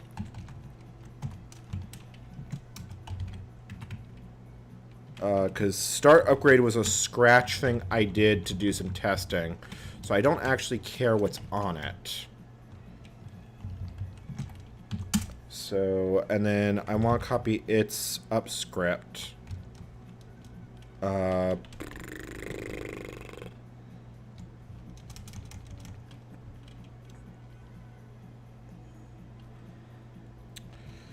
you know what? We're going to do this properly because I'm probably going to need this over multiple VMs. I just know it.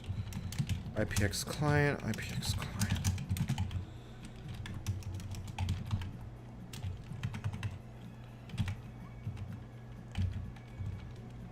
Yeah, we're just going to, you know, we're even just going to make a new one entirely. I just don't, I'm not thrilled about doing this, but let's see here. IPX client, QCOW2, 1 gig.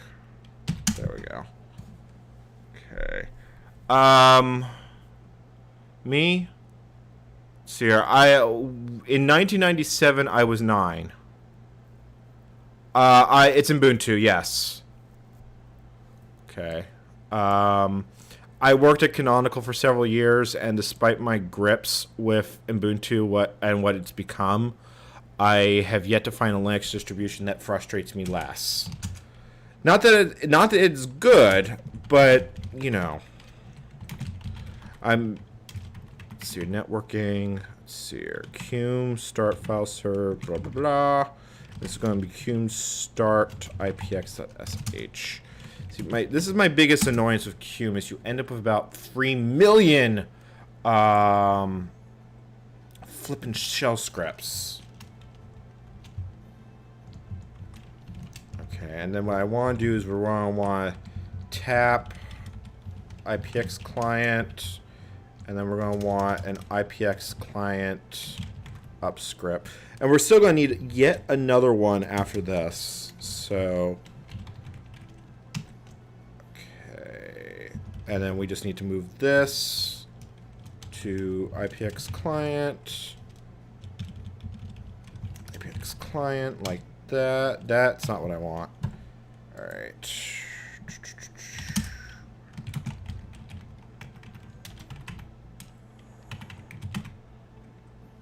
File serve. Yeah, at least when I go to make the video about this, it will be much more straightforward.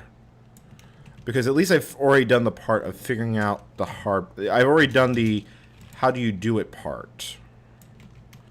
Which means I just have to write the script, and we're in business.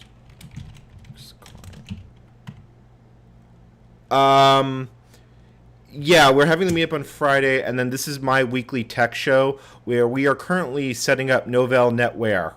I'm not kidding. We have literally been trying to do that. We finally got the server part up an hour ago. So now we're trying to get the client part up. But because of pain, issue, and suffering, we have to do that in Cume. IPX client, and I set that to Novell Bridge. I think that's what I set it to. P-Link. I called it netware br0, and you know what? That's fine. That works. That's actually exactly what it's supposed to be. Sir, the only thing I gotta do is fix the damn script to have the right file name in it. Yep. Yeah. Well, I'm hoping to do this show pretty much weekly. There may be some slight pain points on that because I have a sleep disorder, but the intent is to do a show like this weekly. Probably do some Kali Hack the Box. We got a little bit sidetracked because retro became a thing tonight. Not that that's a bad thing, but you know, and that's how we got into. Let's see here. So the biggest annoyance with Cume is I have to change the floppy disks like this. Temp disk is it? Oh, come on. Disk 1 dot image. Oh, it's DOS. Okay. There we go. There we go. Progress is being made. Alright, let's let this install. Then we're going to have to install Windows on top of it. Okay, that's correct. That can be installed.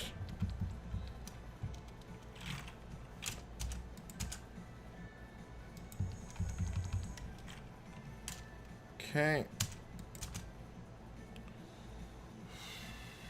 Okay, and then this, you know, I don't actually need to do this because I can hit escape at the right point of the boot menu. Boot from hard drive. Oh, we're getting there. Yep.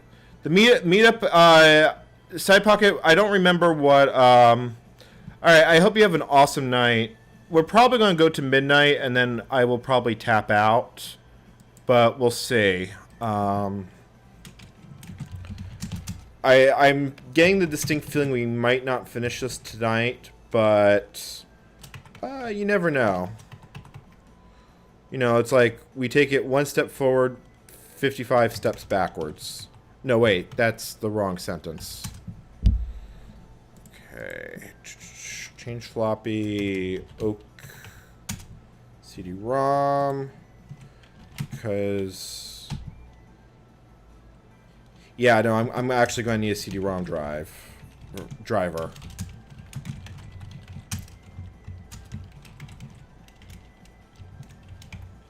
CD-ROM.sys. And I just realized that should be below high mem. Actually, that should be way lower in the file. Okay, edit. autoexec.bat.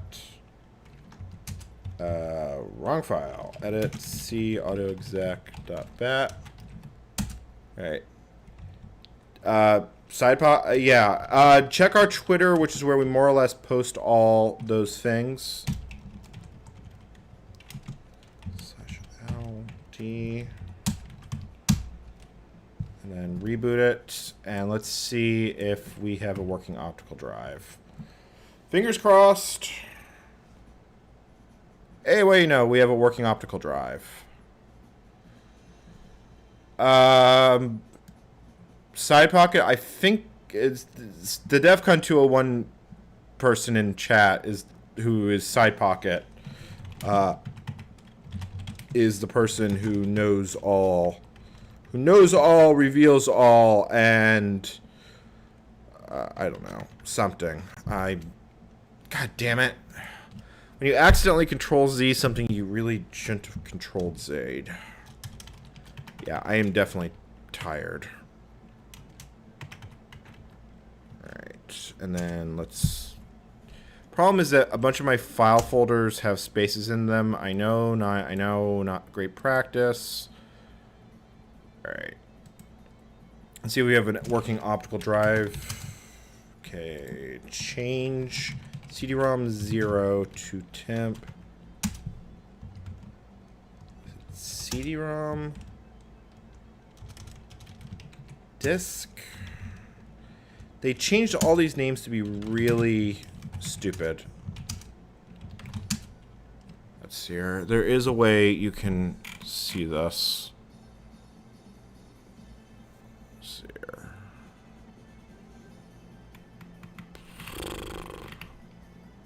God damn it. I'm gonna have to look this up.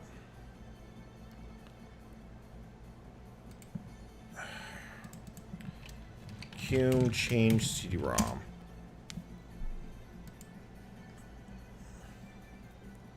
So apparently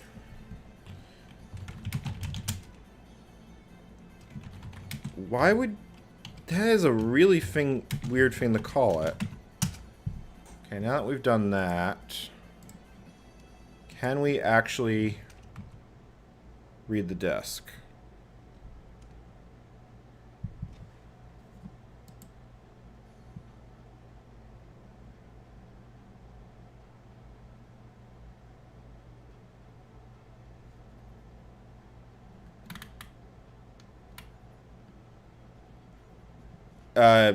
It's sort of reading. I think I broke it. Let's try.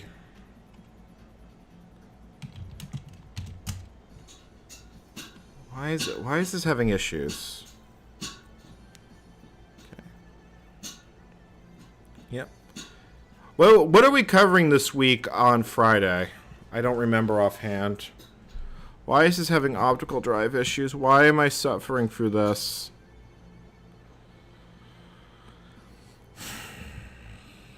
We might have to go with Plan B here. I don't know what Plan B is yet, but it'll be interesting. Do I have a floppy disk version of this? Because apparently that's the only damn thing that's working.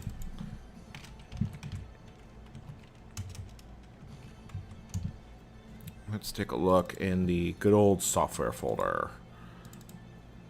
I've got client 32. How big are you? You're 12 megabytes. I don't want to install you from floppy if I can hit. I'll avoid it. Also, a lot of drivers there. Alright. Okay, so that did eventually work. It just took its sweet time about it. Alright, so while we're here, so floppy 0, I think I've got, yeah, I do, disks. And then I want to put disk 01 in the drive, because we want to install Windows. Setup. Okay. I don't know if the client includes the packet driver or not. I have the packet driver.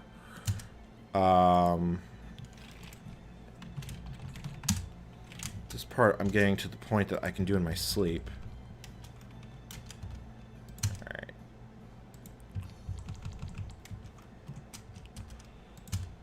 Okay. 5. You know, if folks want to follow me, I'll post it in chat in a moment. But I am on Twitter. I've got a Discord. And whenever I do these sorts of hacking things, I'm not on stream. That's where it gets posted. Microsoft Mail admin. No, don't. Please don't. Pathworks Mail. Okay. No, that is. Okay. It's fine. This is fine. Everything's fine. Sorry. Alright. Let me drop the links in chat. And let's switch the VM view. Since I don't think we need to be in full screen anymore. But we do want to be on this one.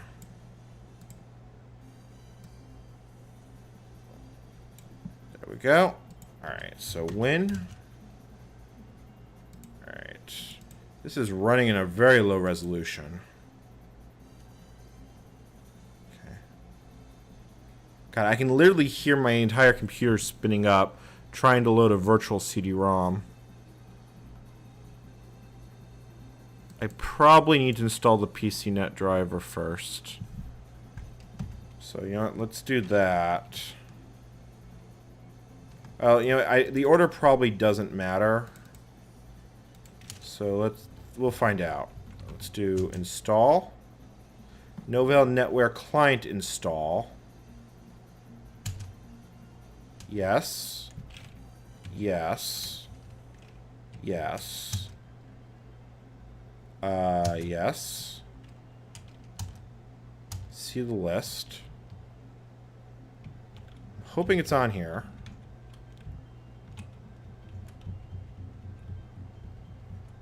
Other drivers.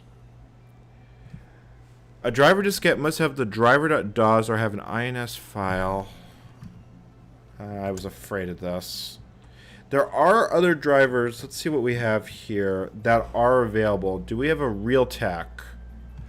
ODI module.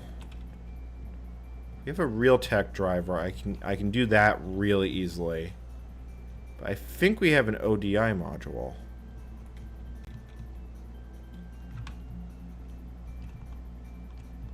I didn't expect this problem.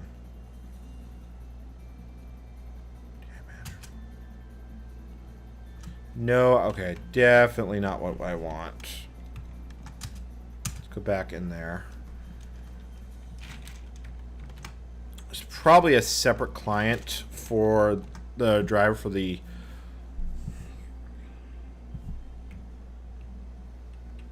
Let's see here. Yeah. Folks, like I said, don't be shy in chat. I'm always willing to share knowledge, information. I am keeping an eye on chat. I'm just trying to keep things going because people are being quiet. Okay, I want to install. Yes.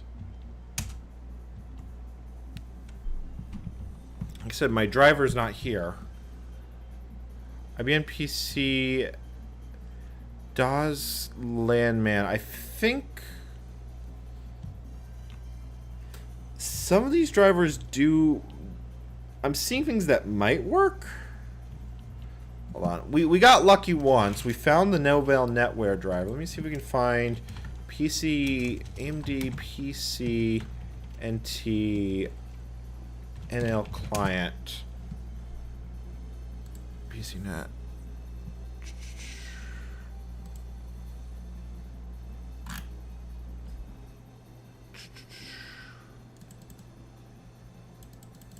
Alright, let's see here. So apparently it is possible to get this to work, but it's not exactly clear. I'm currently looking... Apparently I found a whole bunch of VMware stuff about this. But that doesn't actually help me. Let's see here.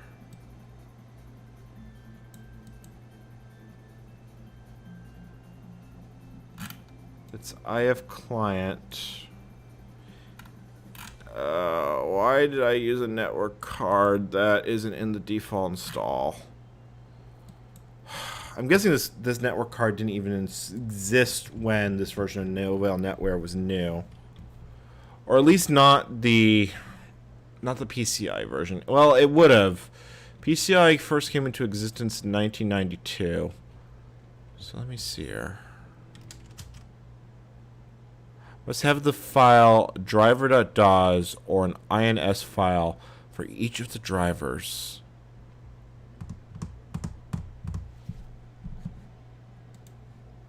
Let me look at the driver disk I have and see what's actually on it.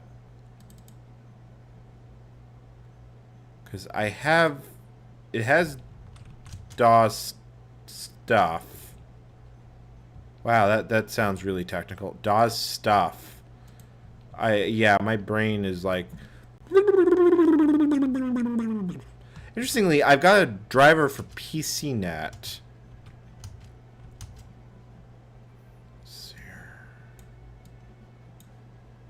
Driver.dos.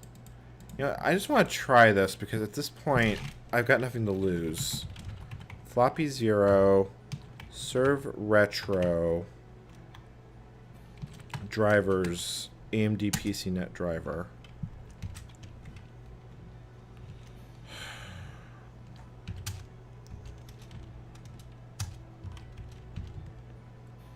this...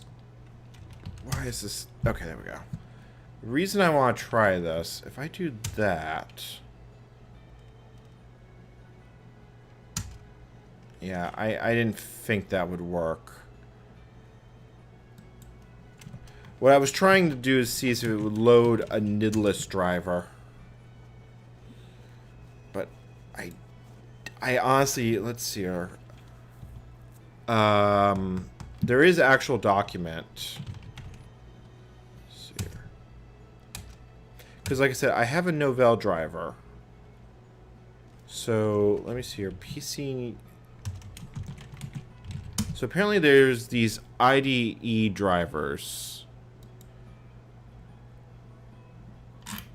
Let's see here. Ah, aha. I think I found something. ODI driver for NetWare DAWs workstations. Okay, so how do I install the blasted thing? Let's take a look.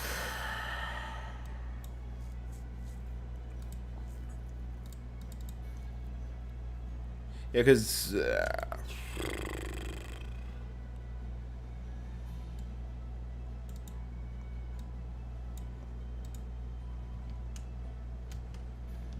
Alright, you know, let's just hit install, and then we'll handle this in 2 steps. Dedicated... Okay. So I have to install a driver.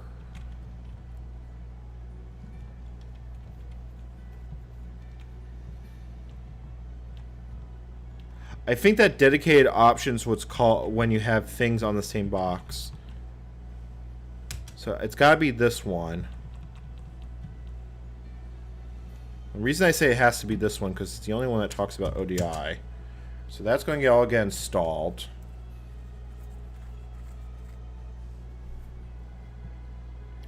I'm not convinced this is going to work.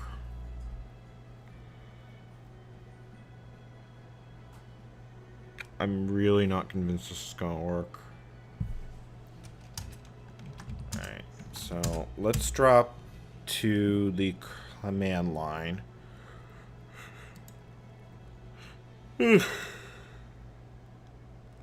Sorry.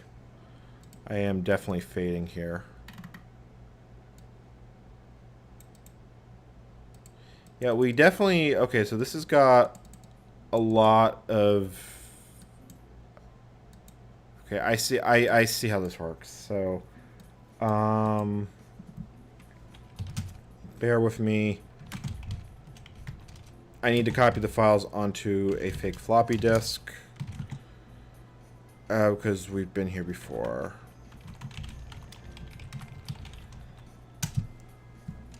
And then we're going to have to format this.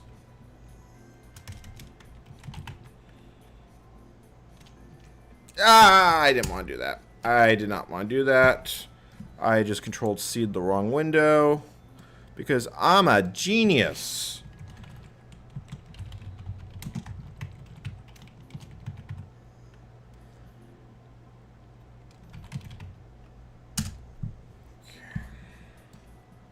Yeah.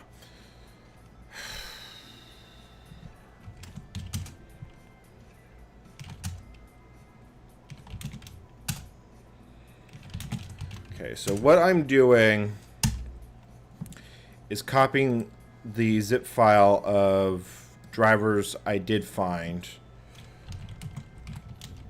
and putting them on that floppy disk. Yeah. We're going to tap out here soon. We're not going to get to net booting tonight. I can tell you that. So mcopy mcopy retro drivers.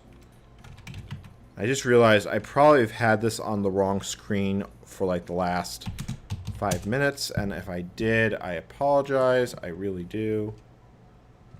Oh, that's neat. There's a screensaver.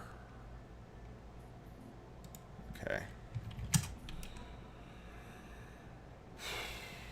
So if I go to NO client, like that.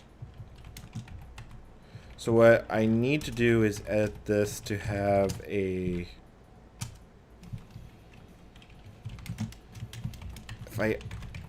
This is slightly configured. Let's see here. Land requester, max frame size.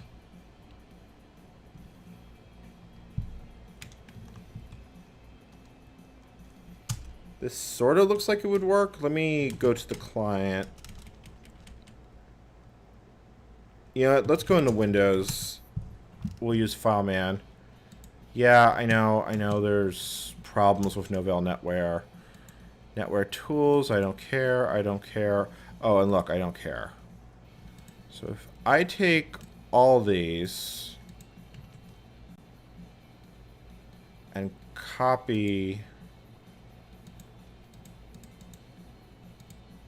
Can I open you with...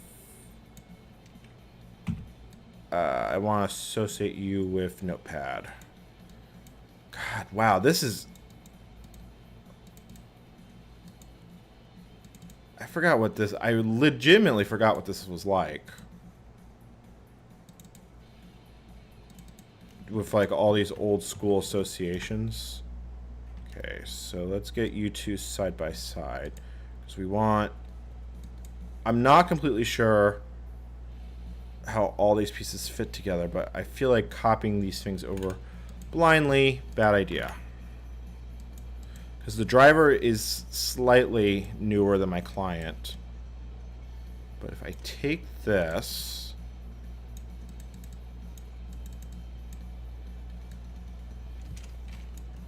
Because I could use a newer client. There is a degree of forwards and backwards compatibility about this. But I don't think it's that good.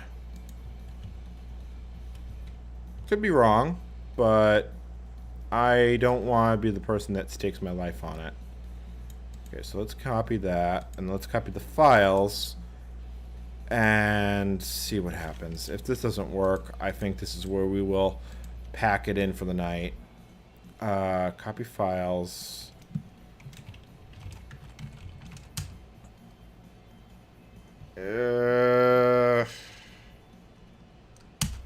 Yeah, okay. Alright.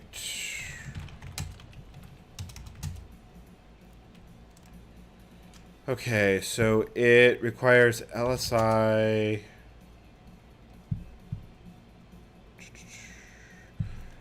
Alright, so you need, I was right, it does need upgraded components. So let's just hit the reset button and see what happens. Because that disk had a whole bunch of other bits on it, so that might have been everything we needed.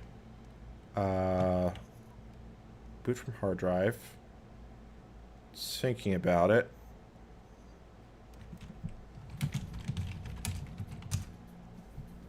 Okay, the driver came up.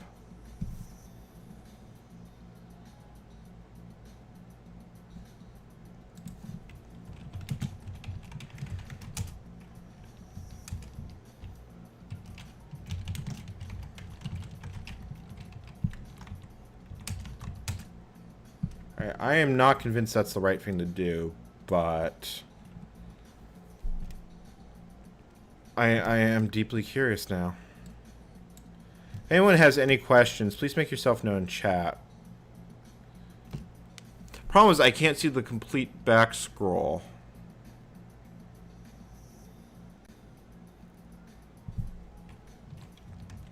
But obviously a fair bit of it is loading. Not sure how much of it.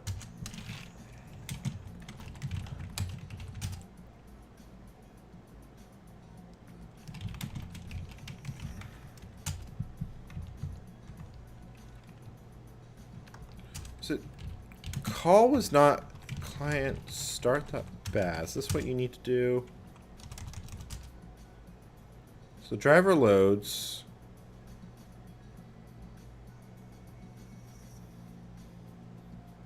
And load successfully. But I don't get enough output to actually tell what it's doing. Alright, let's try and start net. see here. Invalid bind statement. Entry was ignored.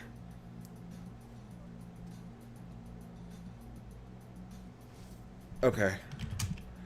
Ah, I see what the problem is. Net.config. Alright, so probably because this changed.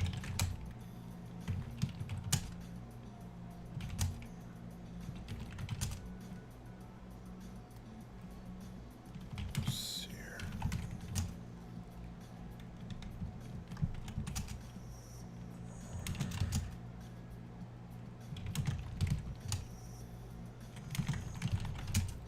Did I not do this correctly?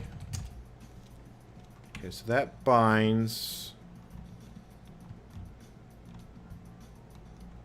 It all gets bound together. Round and round she goes. Where it stops, I have no freaking clue. That is not the right setup program. I have the distinct feeling that I need a newer NetWare client. This one might just be a little bit too new, but... let's see here. DNL client. Oh, I gotta put the disk in. Let's try reinstalling. Now that I have an idea of what I'm doing, I want to try one more thing before I call this.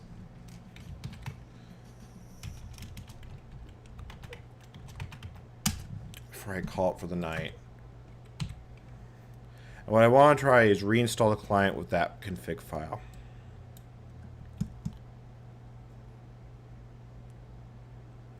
Come on. Alright, let's just hit the reset button. This is going to do a bunch of things. La-di-da. Yeah, because I think I blew it up. Alright. Or in this particular case, I think it... oh, no, there it goes. Wow, that is running slow.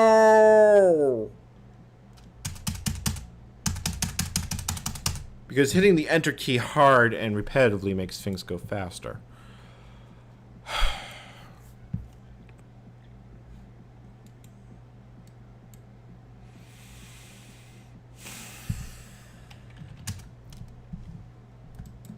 Okay. Let's hit the client. DOS win. Setup. Wrong setup program. Install. Okay. Yes.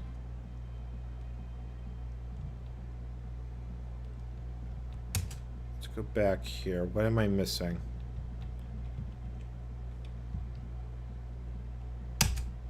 Yeah, this is probably actually what it's supposed to be. But I'm not sure.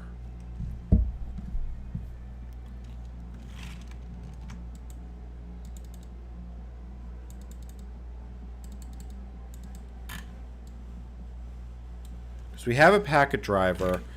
ODI drivers are basically IBM's competitor to IDIS. Here is the... alright, let's do a little search. NY client ODI usage. It looks like you have to use requester 4. It looks like 3.1 did not support this. I'm not certain. Packet drivers. Okay.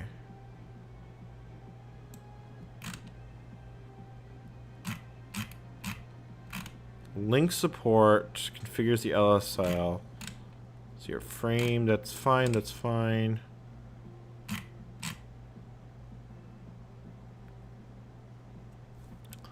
So you start the driver, you load the packet driver, and then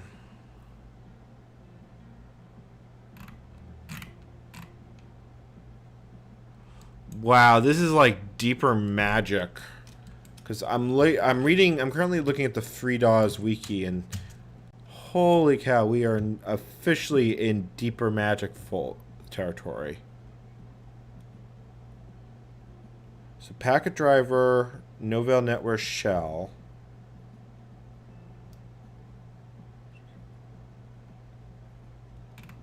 Let's see here.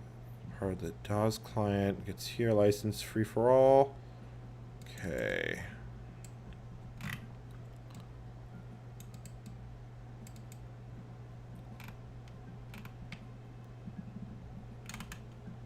So here's this let me switch this to full screen because you guys are not seeing anything. So this shows what the net config is supposed to look like.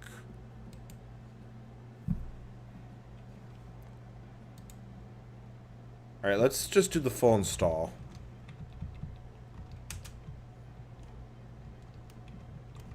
And it said if you don't have a driver, use that one.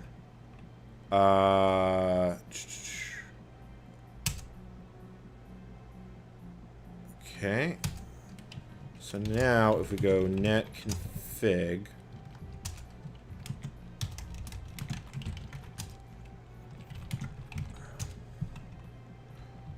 okay, we have a link driver, DAWs request. This looks promising.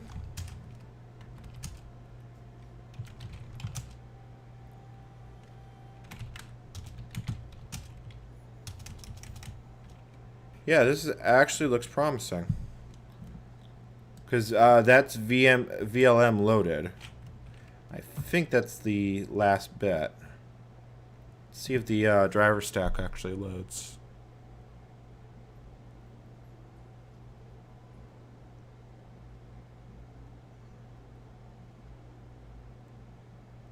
Yeah, no, it's not.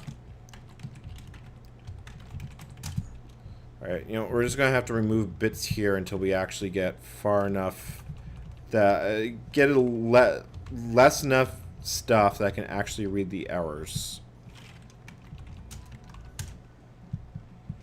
Because it's scrolling up like that, no helpy.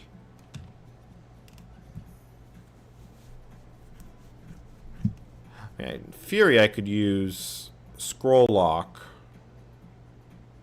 bad name or command.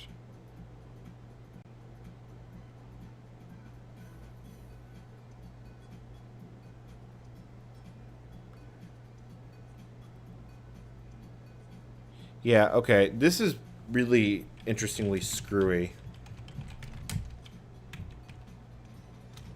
Let me mark this out because how is this not loading? I don't think it's loading the AMD PCNet driver.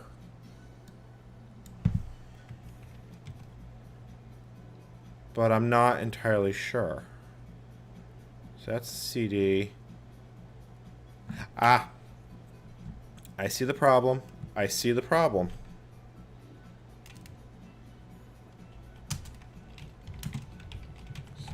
That. Let's go and PCNet start.bat. See client. I think if I put a CD right here at the top, it will. I hope it'll do the right thing, but let's check. DAW's batch programming is a little bit weird. Start that batch. Okay, so if that worked, let's hit the reset button. Oh. Should probably take the dang floppy out. Alright, so that's the CD-ROM driver loading. That loaded the basic packet stack, so far so good. A lot of freezes here.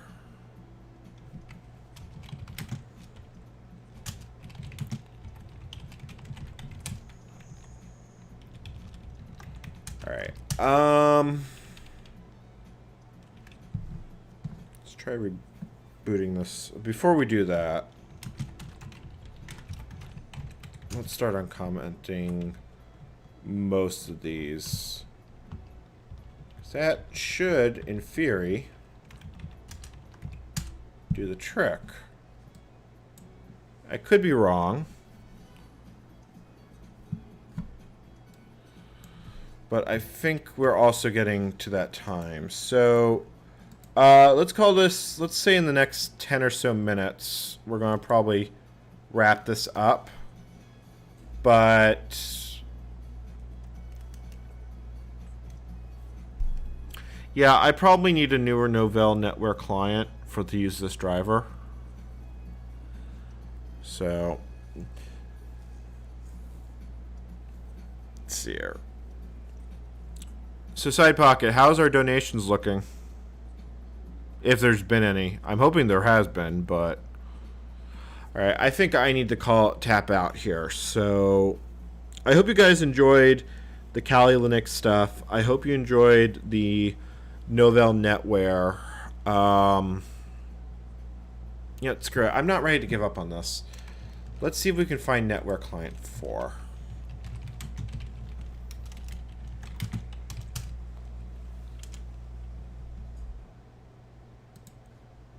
NetWare Client 4.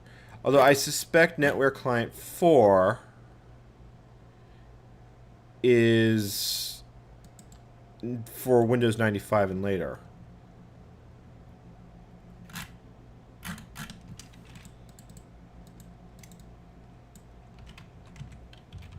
Yeah, screw it. I'm not ready to give up on this because I'm going to lay on bed and just keep sleeping unless, you know, I want to figure out why. Obviously, something fairly early here in the stack is going, yeah, no. That's loaded. That's loaded. The protocol stack tries to bind. God, it's like magic, except weirder or crazier. Testing. Also wish to know that was so slow. So now we get bad file name or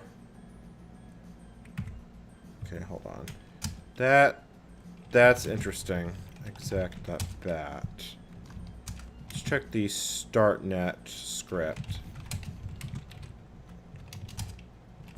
Startnet.bat.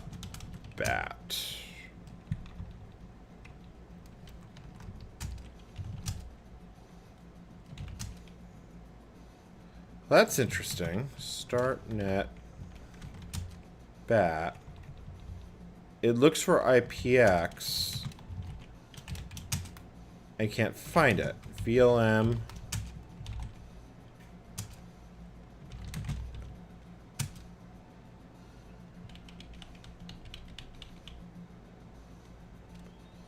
So where's IPX?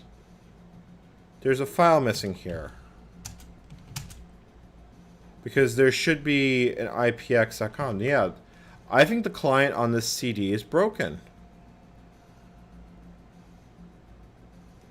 Or the CD-ROM drive is broken.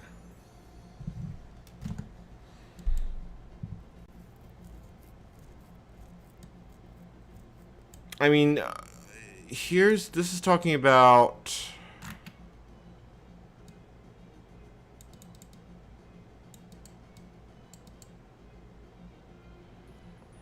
containing. Did I override a script? Let's take a closer look here. Client. DOSWin.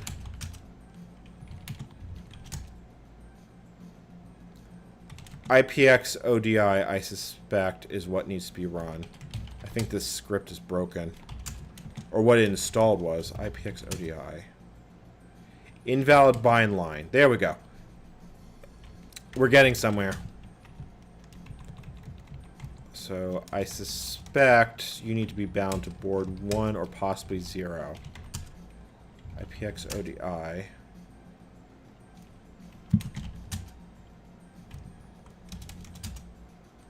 Haha, there we go. Startnet. Startnet.bat. Edit startnet.bat. This is a thing.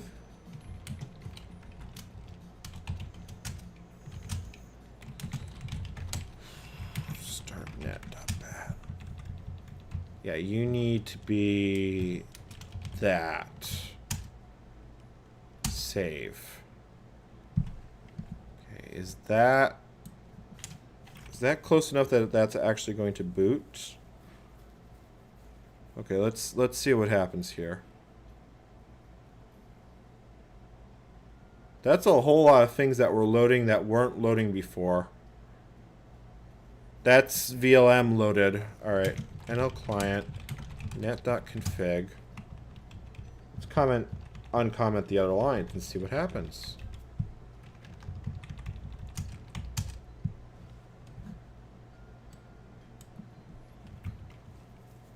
This has been an experience, I gotta be honest.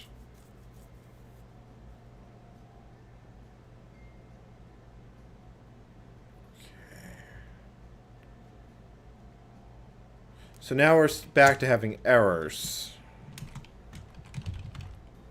So why are we having errors?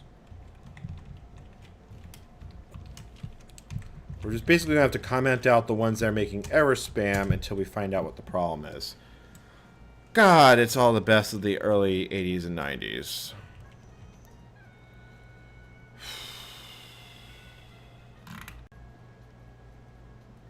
Okay, bound. Can't be loaded before tran.vlm. So is it just... Okay.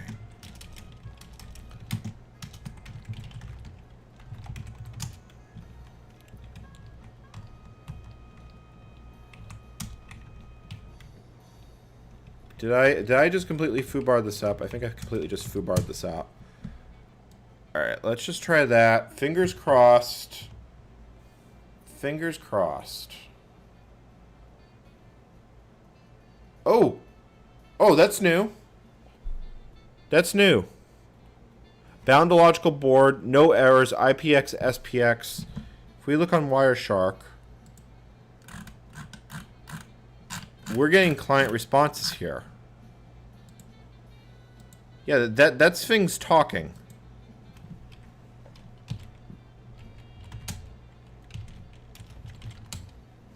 Alright, let's go into Windows and get the userland tools. I still have no idea what I'm actually doing, but I'm having fun.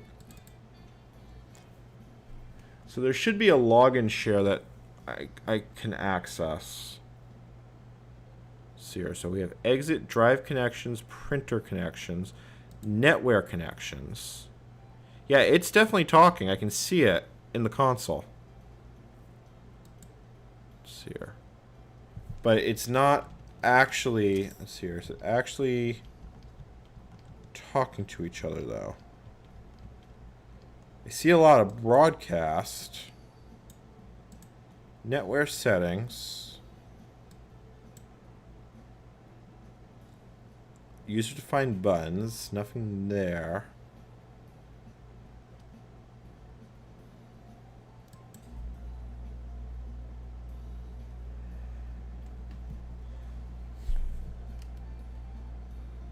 Let's see here.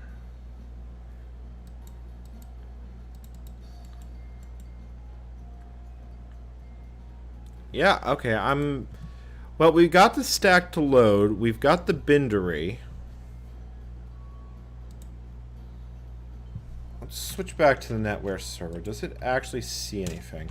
LAN information. Packets received.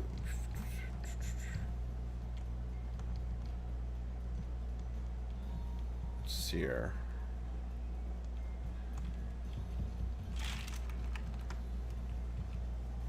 You should be able to, let's see here, volume on right.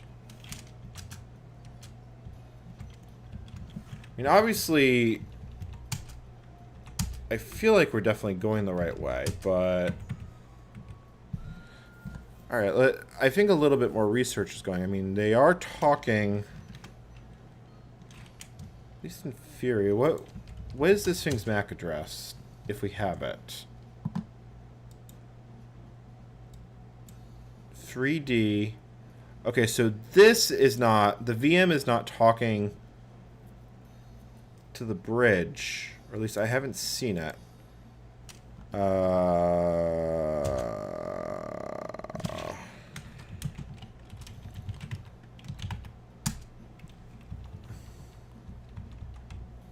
Oh, yeah, that would do it. That would totally do it if I made a stupid mistake like that. I plugged it into the wrong bridge.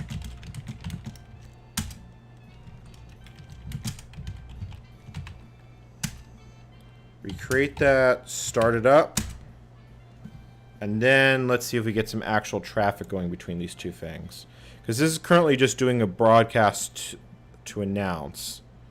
So in theory, if we can get a full IPX stack loaded, I should see something more than that. But I'm not convinced I got this correct.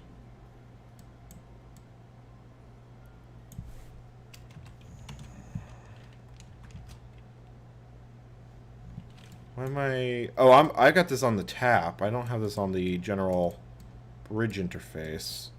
Let's see what's... Let's get this on the Novell bridge. Where is this all falling down? And of course, Wireshark taps out.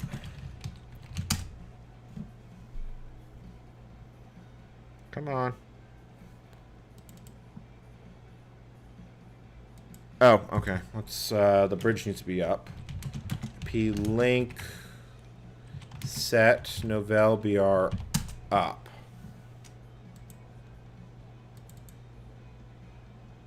Live capture in progress. See MDNS packets.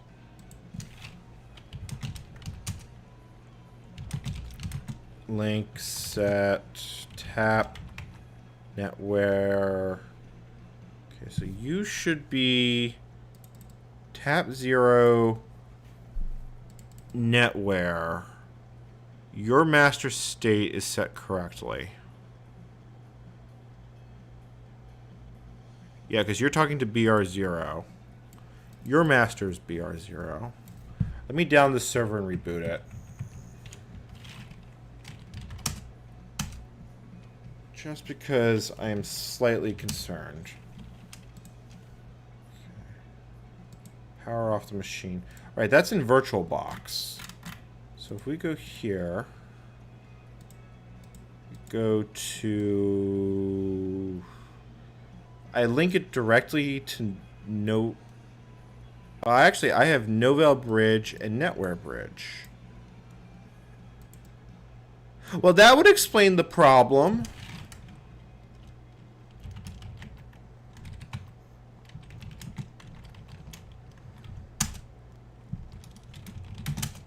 Okay. So if we do that... I've got this distinct feeling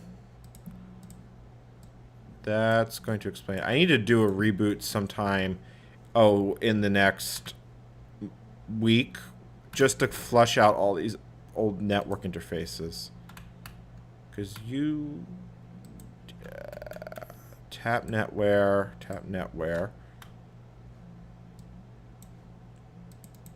Because we should have a netware BR0.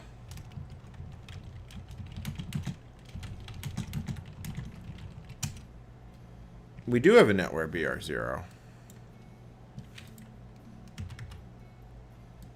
There's my netware BR0.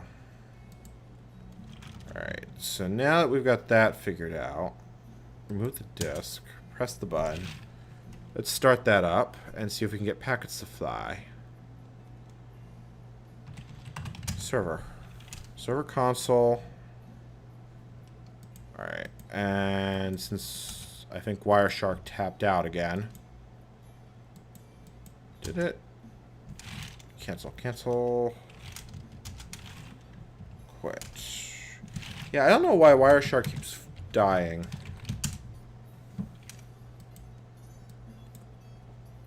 Okay, so Novell BR0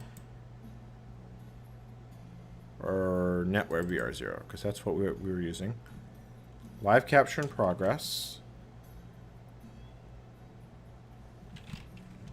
Bind IPX.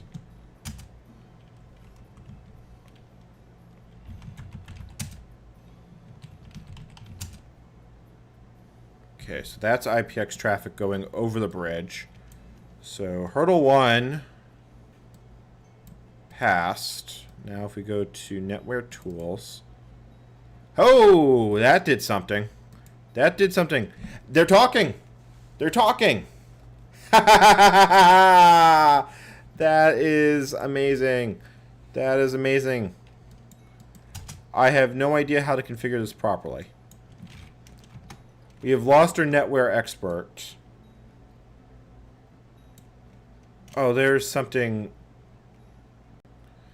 incredibly satisfying about this.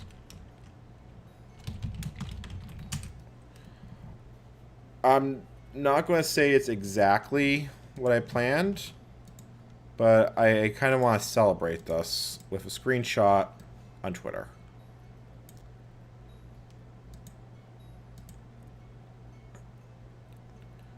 I do think a frustration was an aptly named thing. Let's push the NetWare info.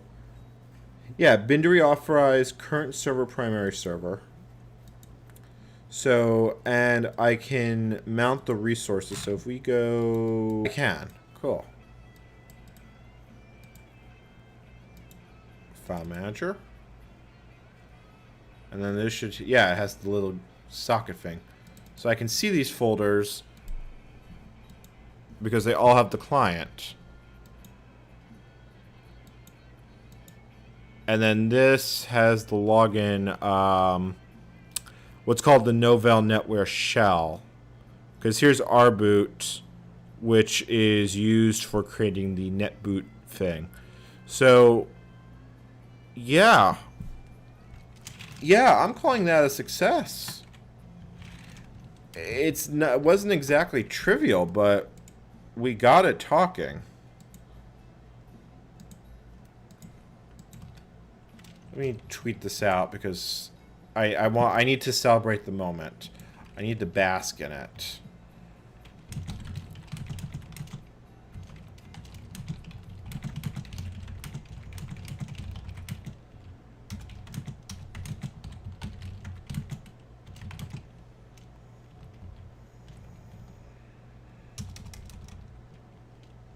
The blows, the beatings shall continue until morale improves.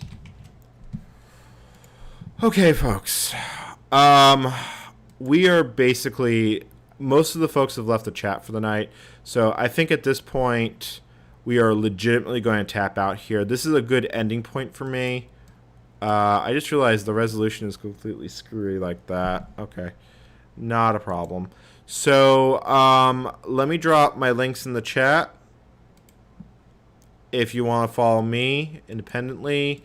I am planning to do this show on a fairly regular basis. Every Wednesday is the plan as of right now.